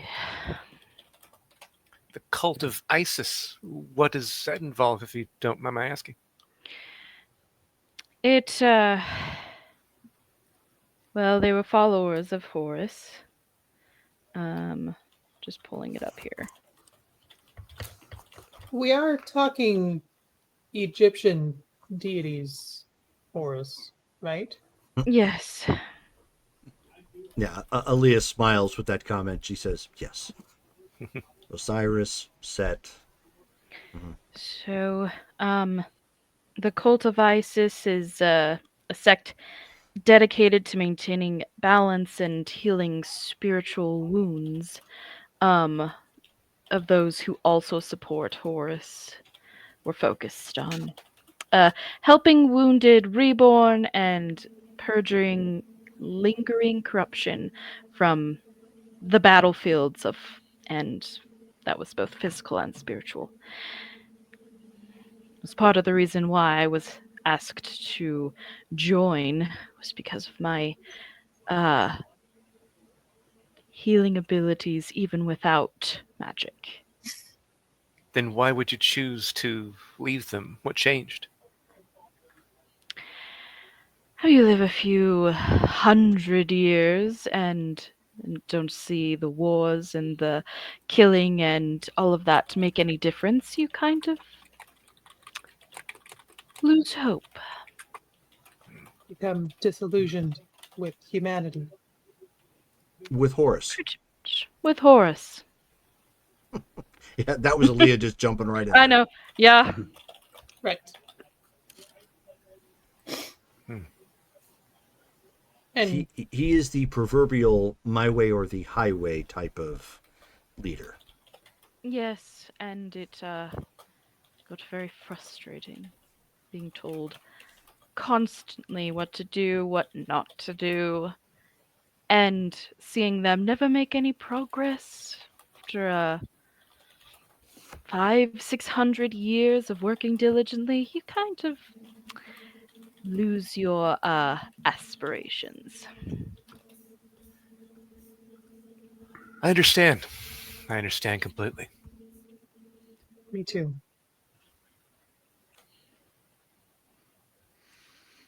Wow. Instead, I decided to help people in my own way. Glad you did. If you hadn't have done that, you might not have been in Savannah.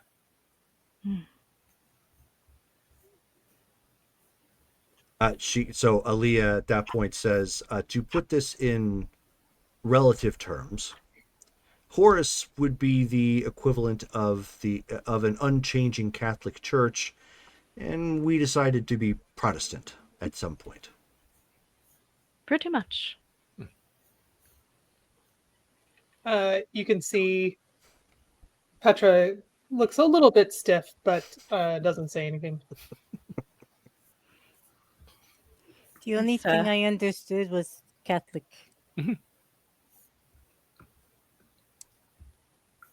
Well, makes sense. Certain groups are going to stay more stringent than others, especially when it comes to what they believe. But looks like everyone has made excellent decisions so far. Here we all are, after everything we've been through. Yeah.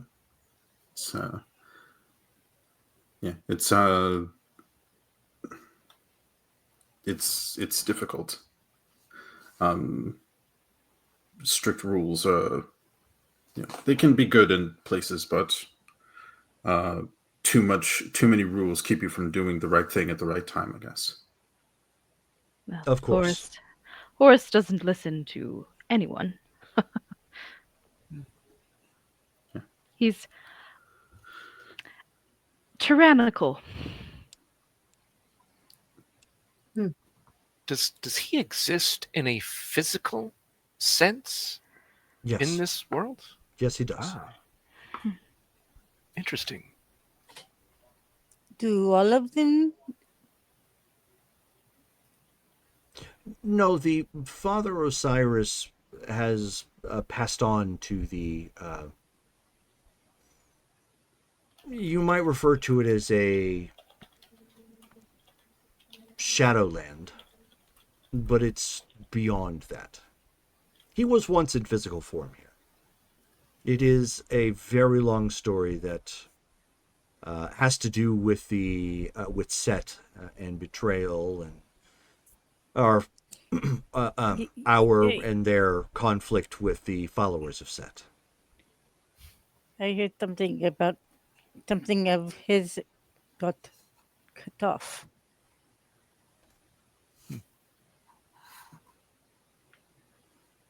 And she says, speaking of which, I understood that you had a recent unfriendly interaction. With the clothes, yes. No, I was not referring to the clothes. You actually look much more attractive currently. They are too tight. Well, we can have somebody tailor those for you. The APCR, you mean? Correct. Oh, the captain. Yes. I was their guest for a few days. And they let you go. Yes, they brought me back to Savannah.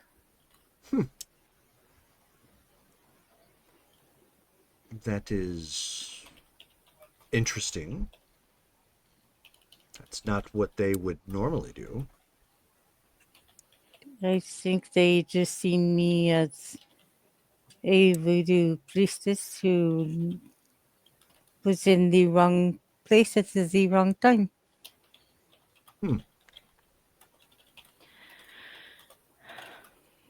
Fascinating.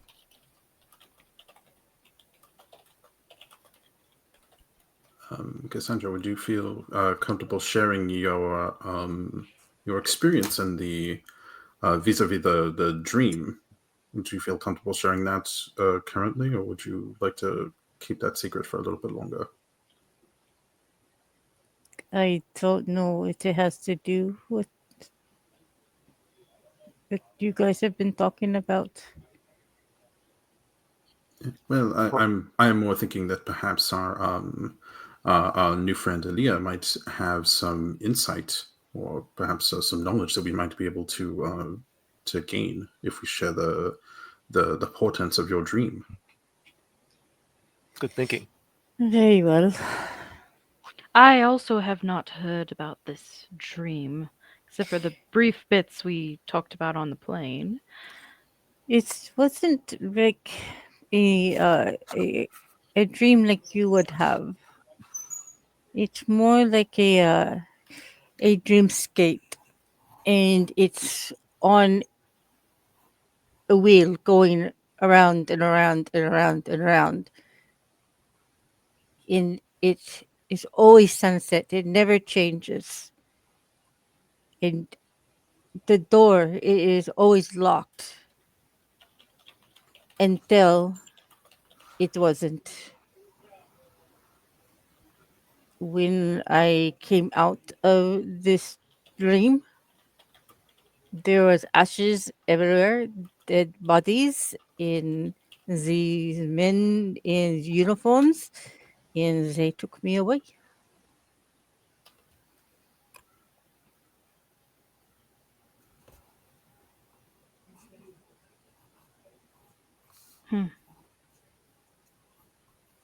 And that is all that you recall of this particular event. I don't remember nothing else of the dream, but I went because I felt a pull. So Was this from I a person or a place? um I think both.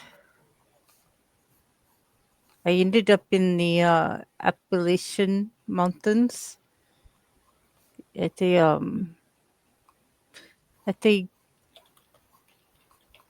a place that was deteriorating. And before I knew it, there was one there.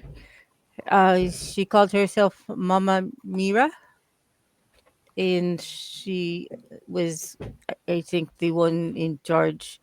She was like, what she explained to me was like a prophet, and she said that I was the key. And when I came to, I feel like I am closer to the dead. Hmm. She says, would you mind stepping forward, please? She's gonna look like at Sly like, do I have to? I don't want to move in this stuff.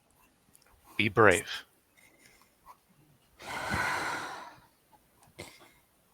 Of course.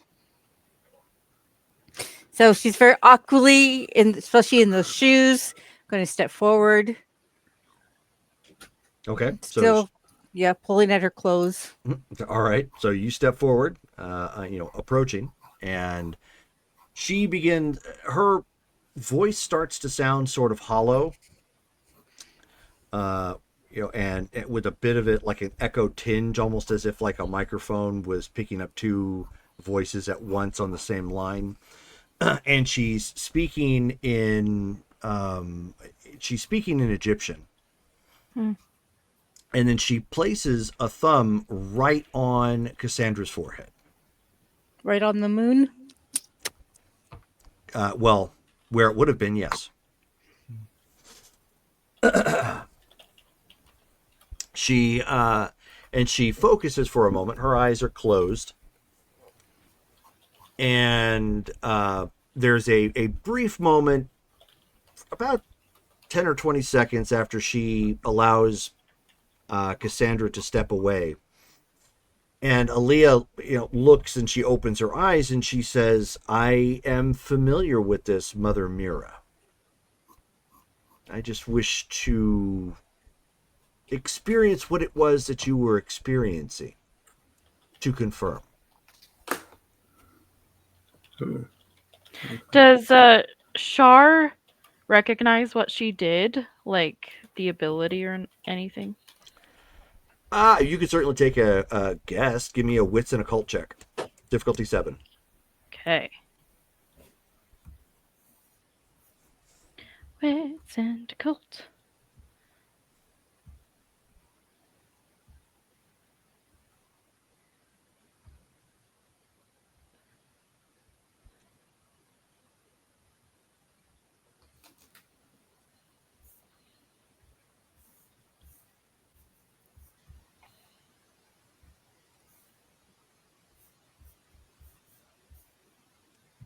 One success.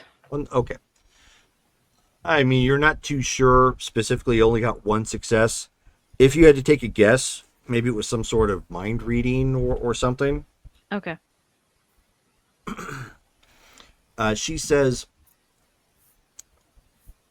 "From what I have gleaned from your mind, I believe, and this fits with my understanding of Mother Mirra, you were witnessing one of the spiritual realms. Mother Mirra is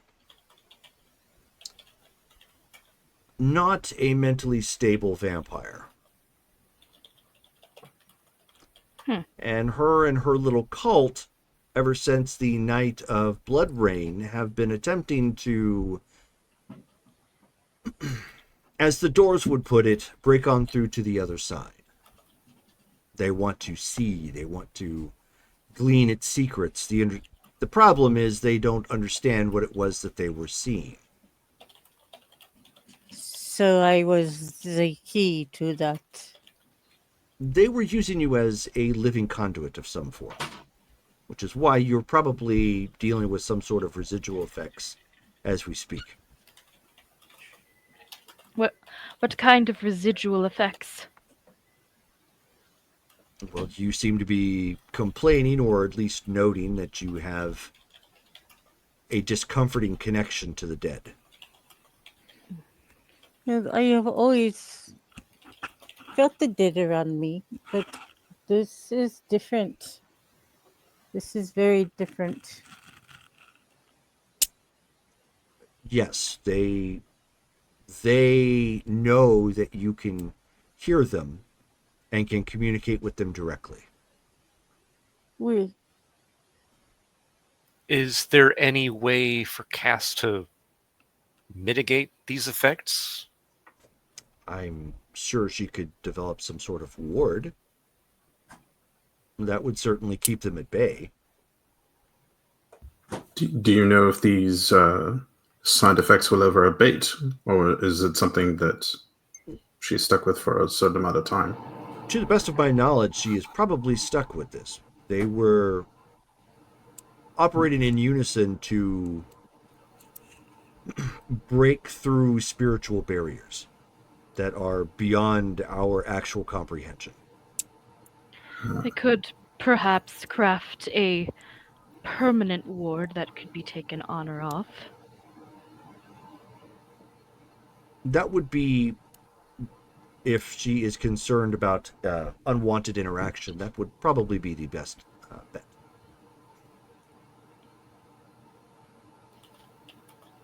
The only problem with that is it makes her stand out like a beacon to spirits on the other side. Oh, this current affliction, you're saying, makes her stand out to the dead even more so. Well, That no, is- if a ward would. This just means they have the ability to sense that she can hear them. Oh, okay. She is, for all intents and purposes, the classic version of an actual medium. Cass, knowing this, do you feel any different about your connection? Is this something you're willing to put up with, or would you like for us to try to find some of the solution to possibly help you get rid of this this extra sensitivity that you're feeling? Or maybe just find a way to channel it for the better, you know. The great. I wanted to say that. I really wanted to say that.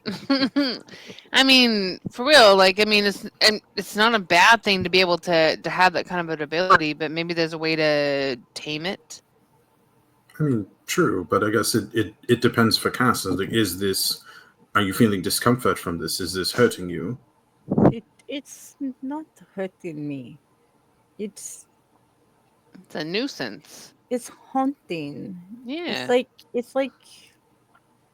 Do you ever see not Ghostbusters?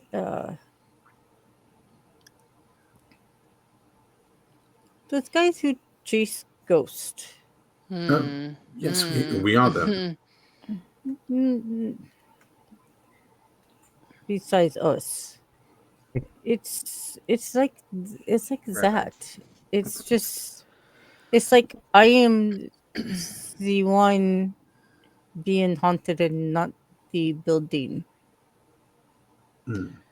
But my question, and I think this goes into Joe's point, is this something that you feel is a problem? Would you like us to help you with it, or is this something that do you want a solution, or yeah, or do you want a I don't know, a tool to mitigate how strongly you feel that presence? Like, I mean, what are you looking for to deal with this? Because clearly it's not going away, and frankly, you should take advantage of it, because frankly, that's a very, very, very unique ability.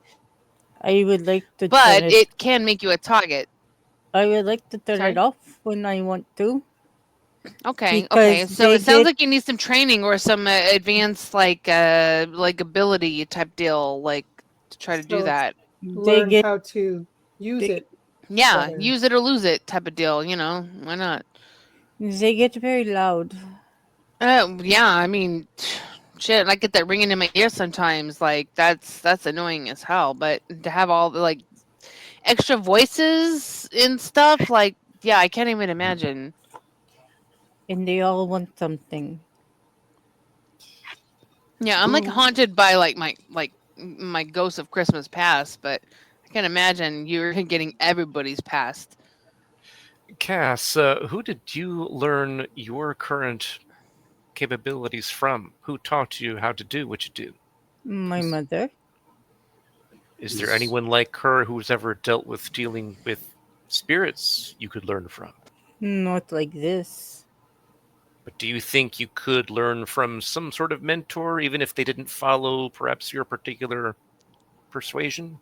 I am sure there's probably somebody around New Orleans or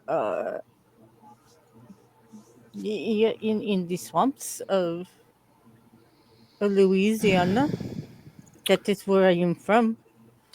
Would you be particular in who you learned these things from? Would it matter to you who you learned it from, Cass? I don't think so. Are you sure about that? What are you thinking of? Joe, I knew you were going to come to me. I knew that. I mean, you literally know vampires who apparently deal with the spirits on the regular. I do, and that's exactly who I was thinking of, but unfortunately, learning comes at a cost. What would that be? Do you know? I mean, I don't know specifically, but the whom I have worked for a while, the Giovanni who took care of the ghosts, yeah, they would definitely have a use for you. But I'll be honest with you, there's a cost. There's a cost to it. Either you want to learn or you don't, or you're going to become one of them or become a ghoul. No. And yeah, I mean they're an excellent resource, but there's always a price. I And do not is want to knowledge be worth it? somebody else. Right. No, I don't want to be somebody else's tool. I'm not saying that's what will happen. I'm just saying that like I'm involved with them because I just have a specific use, like I'm associated and whatnot. But if you want to learn from them, you're either going to have to either like commit some sort of boon or promise or become a ghoul. And they're very particular about their ghouls. Let's just say that. So that likelihood is very unlikely. We could also try to find another benefactor. It doesn't have to be. No, I don't want any I more. don't know anybody else I that don't deals with want any ghosts. more vampires. Right. I've had enough of them for a while. Aaliyah, do you know of anyone versed in literally spiritual matters who might be a mentor to Cass to teach her how to deal with these visitors she has now? I mean, outside of the Ishmaelites. I'm not fully versed in what that would mean for you and the She points to her and Charlotte. right. Well, I mean, if either of you have capabilities you think you could teach to Cass that would help her with this. What exactly are you wanting to learn? I want to be able to turn them off. To turn spirits She's off? a filter. Oh, Filter. well, To not hear them all the time. They're constantly in her brain.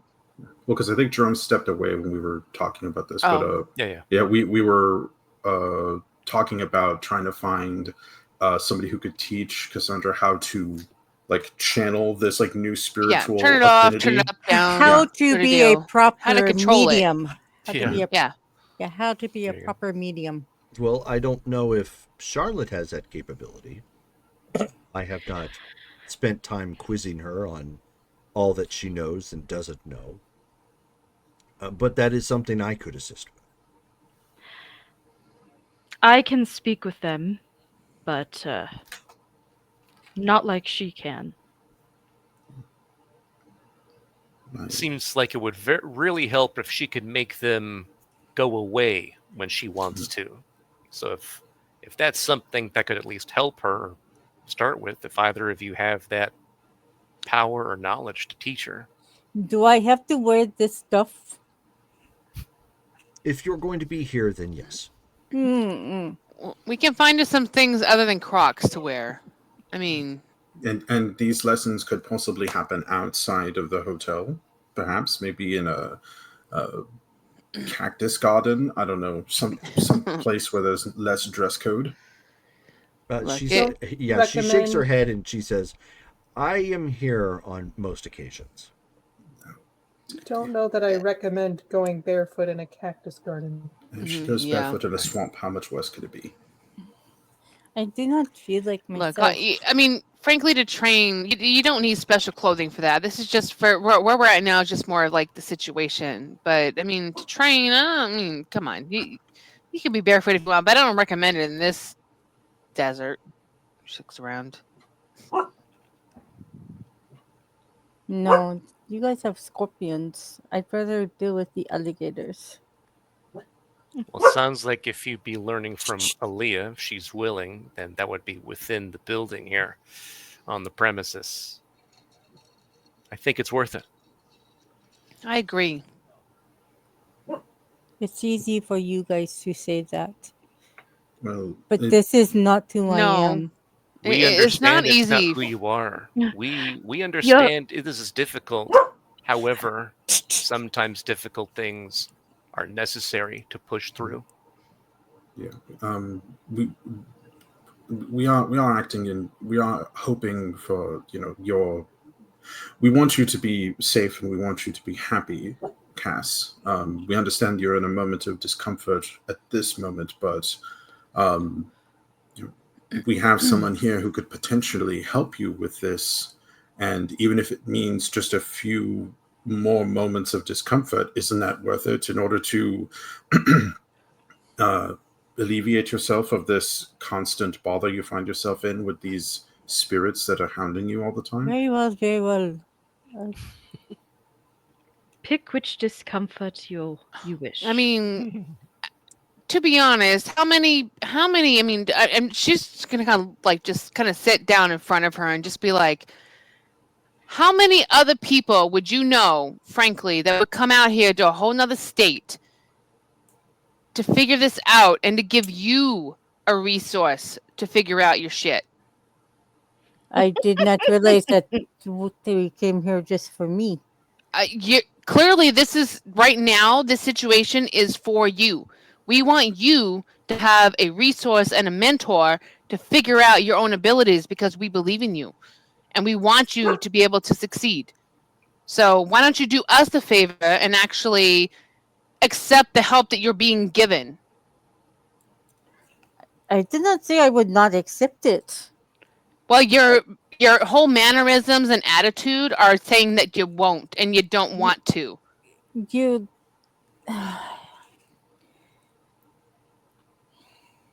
Aliyah, if you are willing to teach, I am willing to learn. Of course. All right. Excellent. Charge it to Shah. Thanks for that. We want you to succeed. I'm I joking. want you to succeed. I'm I joking. want you to be a part of this.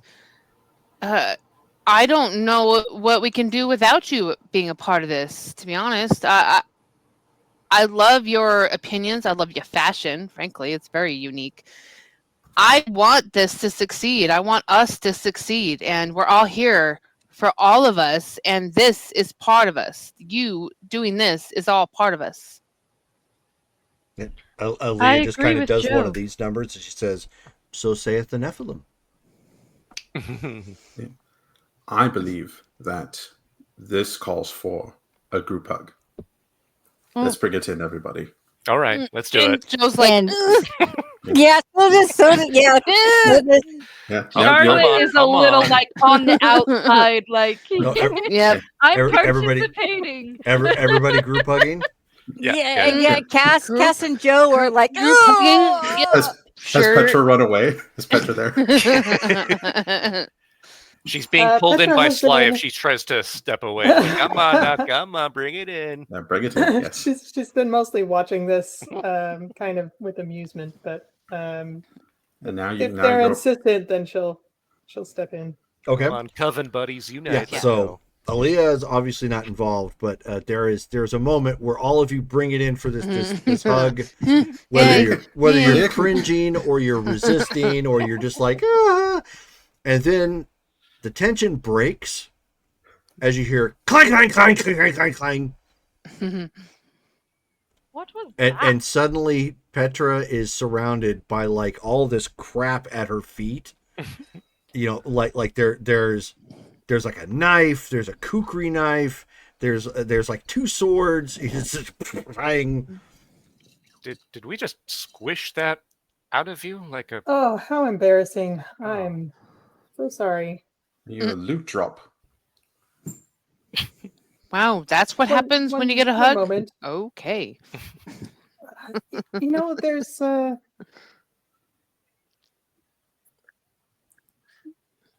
I have yet to figure out the complexities of how this works.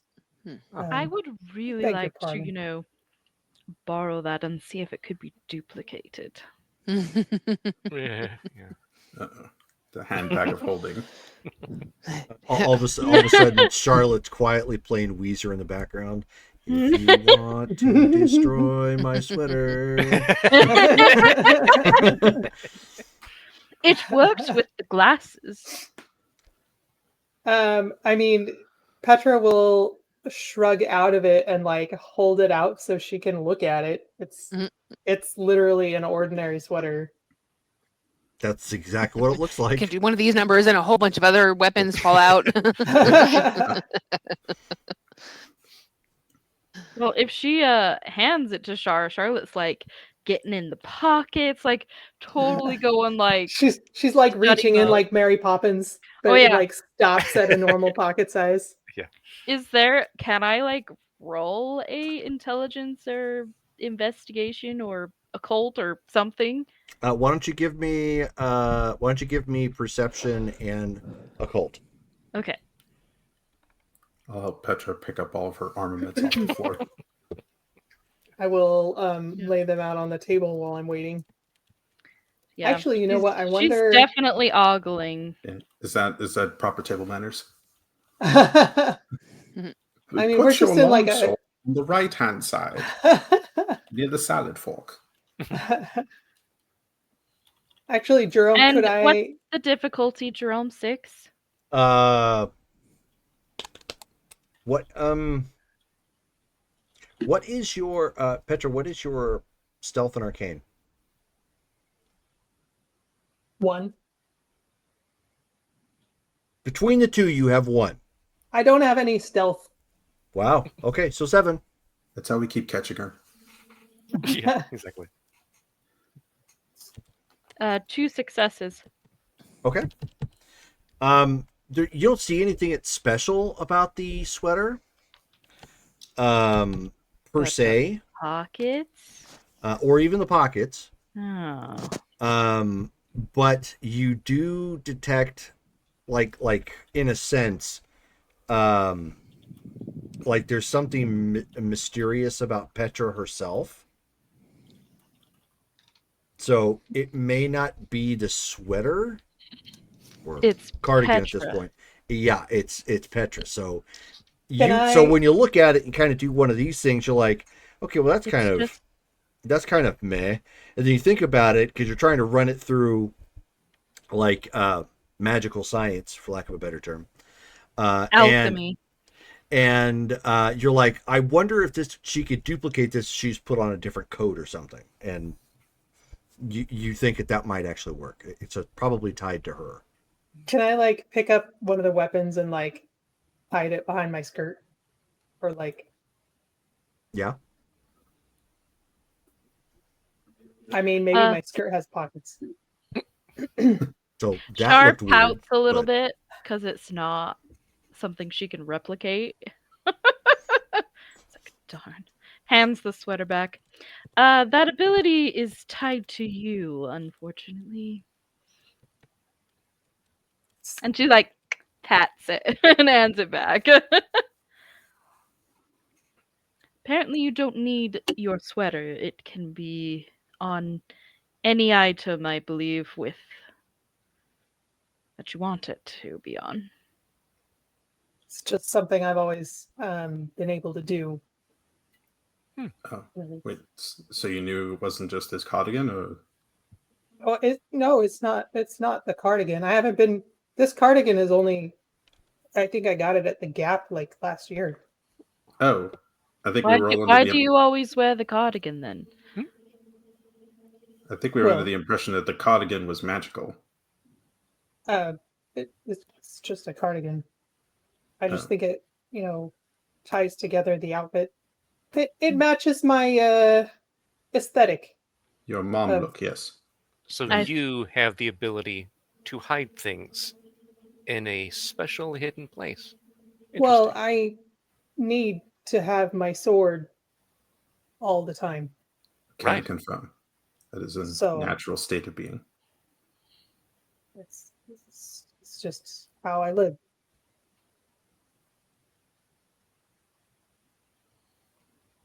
Okay, so with that, then, what I'm going to do then is fast forward it real quick because I know we're going to be wrapping up here for pretty fast to proceed on to the next day.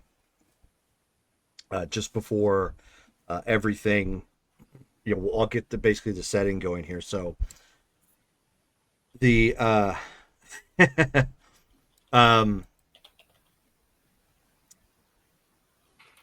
yeah, so again, you guys come back to the what is effectively an actual, I don't want to say party, but like a meeting. Right, there's going to be food here for people to entertain with. There's also several guests that are brand new. When you get in there, this because we fast forward to the next day. When everybody shows back up, there are a couple. Let me get my notes pulled back here. So some of you have already met the Taipan. So he is here. He sits he sits at the near the head of the table, near where Aaliyah is at. And he's also reborn. No, he is not. No, okay. I was about to ask that. Is he one of you? He is not. Then you also see you basically see a laptop that is currently sitting on like a drone. Think Sheldon from Big Bang Theory when he decided to make a robotic self, or a remote self. So you see, basically, it doesn't have any arms or anything, but you basically see that, and it's sitting on like a rolling platform below the on the low end of the monitor. There is a fake face that shows, just so you have something to interact with. But the tag at the bottom of the screen says Mr. V.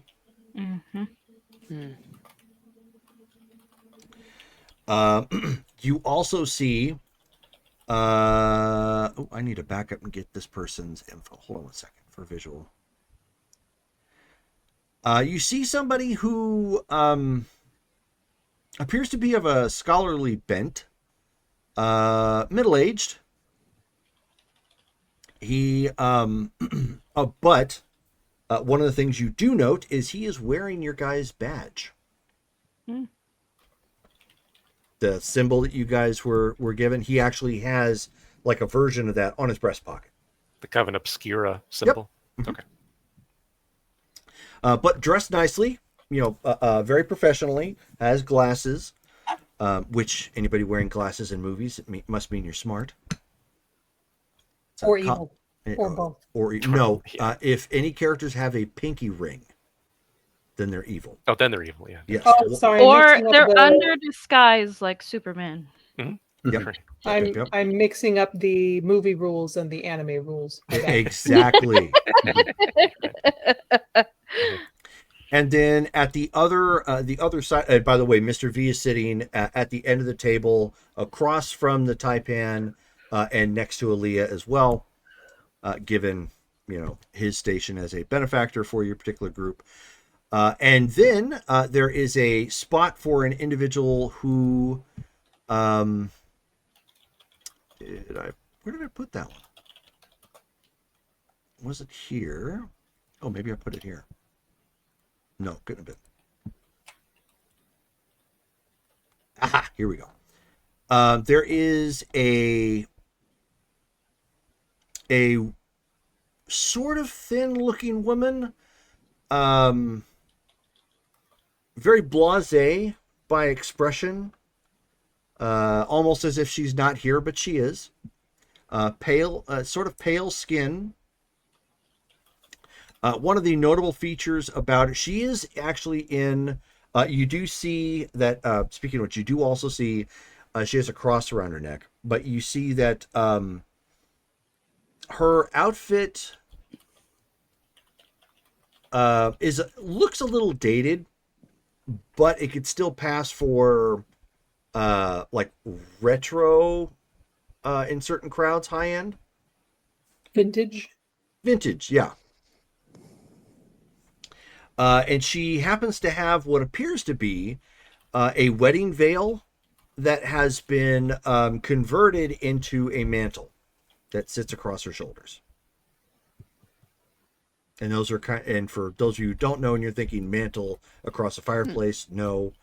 The mantles as far as clothing are concerned are like short capes, kind of, with a hood. Is it kind of like a wimple, like the thing that like nuns wear? Or Like no? a capelet. No. Okay. This isn't what it is, but I can give you guys a picture to put in the Facebook chat. Also, my headcanon is that Harper built Mr. Yeah, V's capelet.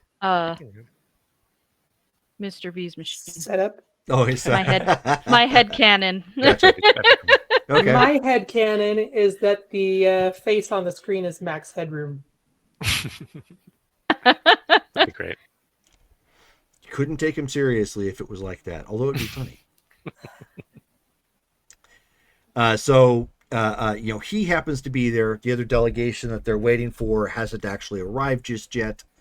And so they are going through. So has anybody here not met the Taipan? Okay, so we have two individuals. I don't remember if has Cade met this Charlotte guy? got a letter from he came him. one time. I think we've talked about him. but I Oh, don't know yeah. if You know what? That was a game George missed because you guys did meet him recently at the office. Right.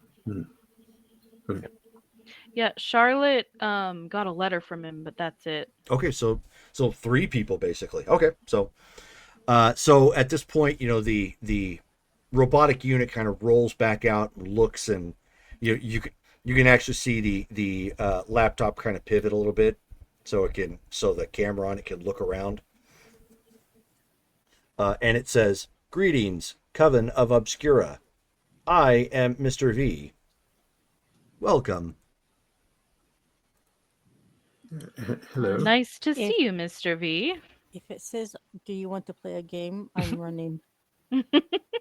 I am not an it. I am simply using a remote system to interact. Excellent. It is different, unique. It is, but that is because I value my privacy. It's good to see that somebody has able to keep their values. And at that point, the Taipan leans forward and he says, "Some of you have already met me. My name is William McLean, and also referred to as the Taipan." It is nice to finally meet you, and Shar puts out her hand to shake. Okay. He shakes your hand in return. William McLean, you said, Jerome? Yes. Okay. Just make sure. I'll shake his hand. Like, it's a pleasure to meet you at last. Rachel's over there hiding a snicker. Yeah, she'll put out her hand. Okay, so he shakes it as well. Can finally update my notes of Nos. Try. And he says, unlike Mr. V, I already have a public persona, so it's not as if I have to worry about governmental oversight as much. Okay. Would you prefer that we call you William or Taipan? Does that matter to you? Taipan would be fine. It is simply a business title. Okay. And so be it.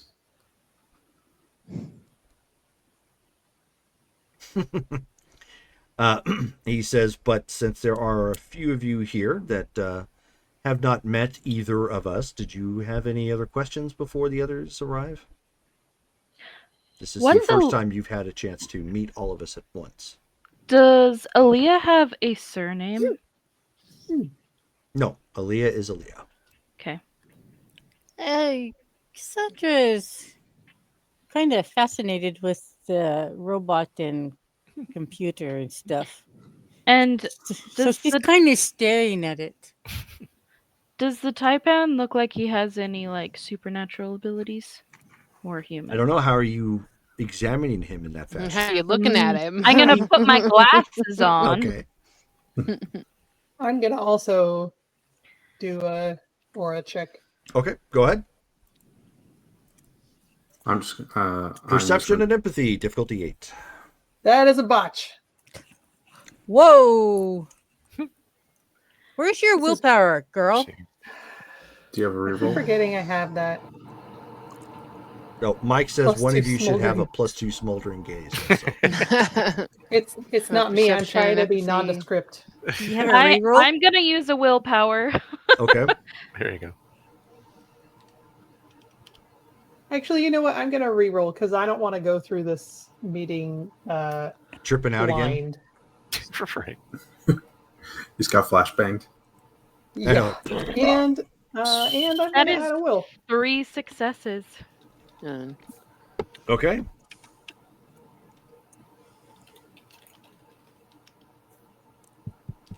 So Petra just got a reroll from Dale. Are you serious? Oh my goodness. You got a success. Wow. Okay. Good well, will spend. Yeah, goodwill spend. whew. Wow. Yeah. No ones, but not a single success. That looks like the makings of a phone number almost out of San Jacinto, California. Wow. Is her name Jenny? Janet. Can I turn to? So, those of you who have succeeded, you do pick up an aura about him. It slightly sparkles. What color? Oh, right, because you're also looking. Well, that's all Petra would get. You Just he's a little sparkly. so you would you came off with 3 successes. You would also see Correct. that he feels comfortable and confident. What about Same the 3. what about the pale lady? He's Oh, spark. vibrantly alive. And you the happen to computer? as you happen to glance over at Charlotte and Cade, she matches Charlotte and Cade. Oh. Ooh. Oh, she's foreign. What do I look like?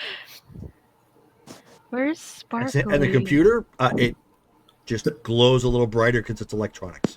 Says I don't Windows have 11 But what color? blue screen. Yeah. Oh, Oh no. BSOD. No. I don't see a sparkly on my chart of aura colors. Sparkly just means it is some magical. it's user. it's a type of magic of some kind. Okay. Very Sorry. generic. Yeah. Unfortunately, it is kind of generic. I'll probably just small talk with them. Yeah. Okay. I don't. Anything in particular? No, I think I'll kind of just I'll say I might have more pressing questions after the meeting. Just how you all came to find yourselves in this line of work. It's a very interesting one. I'd just like to learn a bit more about you. However, now might not be the best time for that, considering there's presumably a dire meeting that's about to occur. Of course. And then of course the individual who's here who had the same badge on, and he introduces himself as Dr. Miles. Dr. Miles. Mm-hmm. Okay. And also, and all of these people here, these are our benefactors. No, Dr. V, Aaliyah, and Taipan are your benefactors. Okay, so the thin, pale woman is not one of our. Correct, and then the doctor is. Okay, so he's Taipan, basically one of you. Okay, so Taipan, Mr. V, Dr. Miles, and Aaliyah. William McLean. Yep. Yeah. Well, he is the Taipan. Yeah.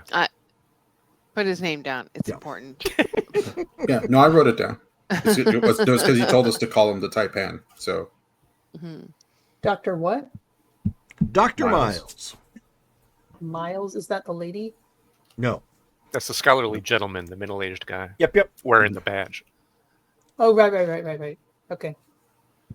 Yeah, he kind of got lost up in the crowd when you guys focused in on Mr. V and Yeah, what does his aura look like? who? Dr. Dr. Miles. Miles. Why don't you roll again? I love how we meet all these new people and a bunch of people just start going. Are you Yeah. sparkly? I'll roll again as well. Well, it was either that or what's his appearance? Dose. Oh yeah. How many abs do you think these people have, Jerome? Actually, Ab check. actually, I'm guessing good question. Taipan has like at least 8. Yeah, Oh, Taipan. McLean has Yeah. like 12. Mr. packs, V, like, he's hard to say. packing a full thing of soda there. I failed. Joe's like, I'm looking at a Pepsi Cube underneath that outfit. Yep. I can appreciate it. Pepsi Cube? That sounds like the 24 pack. 24 pack, man. Oh, okay. I was thinking it was like a Transformers as in like Phew. Pepsi Nope. like collaboration. His abs just pick up stuff for him and bring it to him. He's just got so many. No. Okay, so Petra, you pick up a sparkly aura from the doctor. He also seems to be a little anxious, but otherwise calm. Did we get the lady's name? That's also a reborn. You actually did not, but let me give that to you, because technically she would have given it to you. Her name is Dame Isolde of the Withered Vows. Dame. Dame, can you spell That means ISOLDE. Oh, Isolde? Okay. Oh, why? Oh, why? like Tristan is old. Yeah. Thank you. Interesting. Dame Isolde of the But Withered she's Vows. she's knighted. She's Dame. That's pretty Oh. significant. Okay. And She's her- she's yeah, the one her wearing aura the very cute capelet. Yes, Right. the sort of retro kind of look. Yeah, vintage. Yeah, yeah. Did you know Dame means that they were knighted as females? Yeah. Yeah. Exactly. Yep. Joe's like elbowing those So actors. She's like, fuck yeah, I knew she's that. Like, she's like, I knew that one. I knew one weird thing. We have another Captain America reference. Hey, I got that. I understood that reference. Yeah, exactly. Sometimes. All right, so that is what we're going to stop for the night. With those introductions out of the way, you got those in your notes. You know who's there. And, of course, next game is going to be the introduction of the Reborn. So we have RP votes to do since we have a full game for the first time Excuse in me. quite a while. We're going to start off with George. Let it rip. Nah, shucks. Okay. I think I'm gonna give it to Shelley. For her character just being like that kid in every airport that doesn't want to be there. Okay. Dale. Let's see. I'm actually going to go with I'm actually going to go with Joe for being her her forceful personality in like getting things done, convincing people, especially Cass. Okay. Hey, Abby. Joe for her speech to Cass and her Yes. bolstering All for her one. and her sass. Okay. Brittany. I'm going to go to Cassandra for sticking to character even when it was really annoying. Good job with the whole shoe thing. Okay. And the driver's license thing. And Rachel. Yeah, Shelley. I mean, the same whole driver's license. What's that? It's buried under literally years worth of paperwork. Yeah. I don't pay my taxes. What's that? Oh, no. Oh, no. We found your bag of chicken bones before we found your ID. And Jelly. I am going to go with Rachel for the fact that Joe is actually acting like part of the team. What? Okay. Yeah. I wasn't before. No, you were a little resistant. It's a new thing. Oh, okay. Well, thanks anyway. I think. Okay. So we have a tie we need to roll off. So I need you both to roll 1d10. Highest roll gets so it. me and Shelly. Yep. 1d10. 4. 4.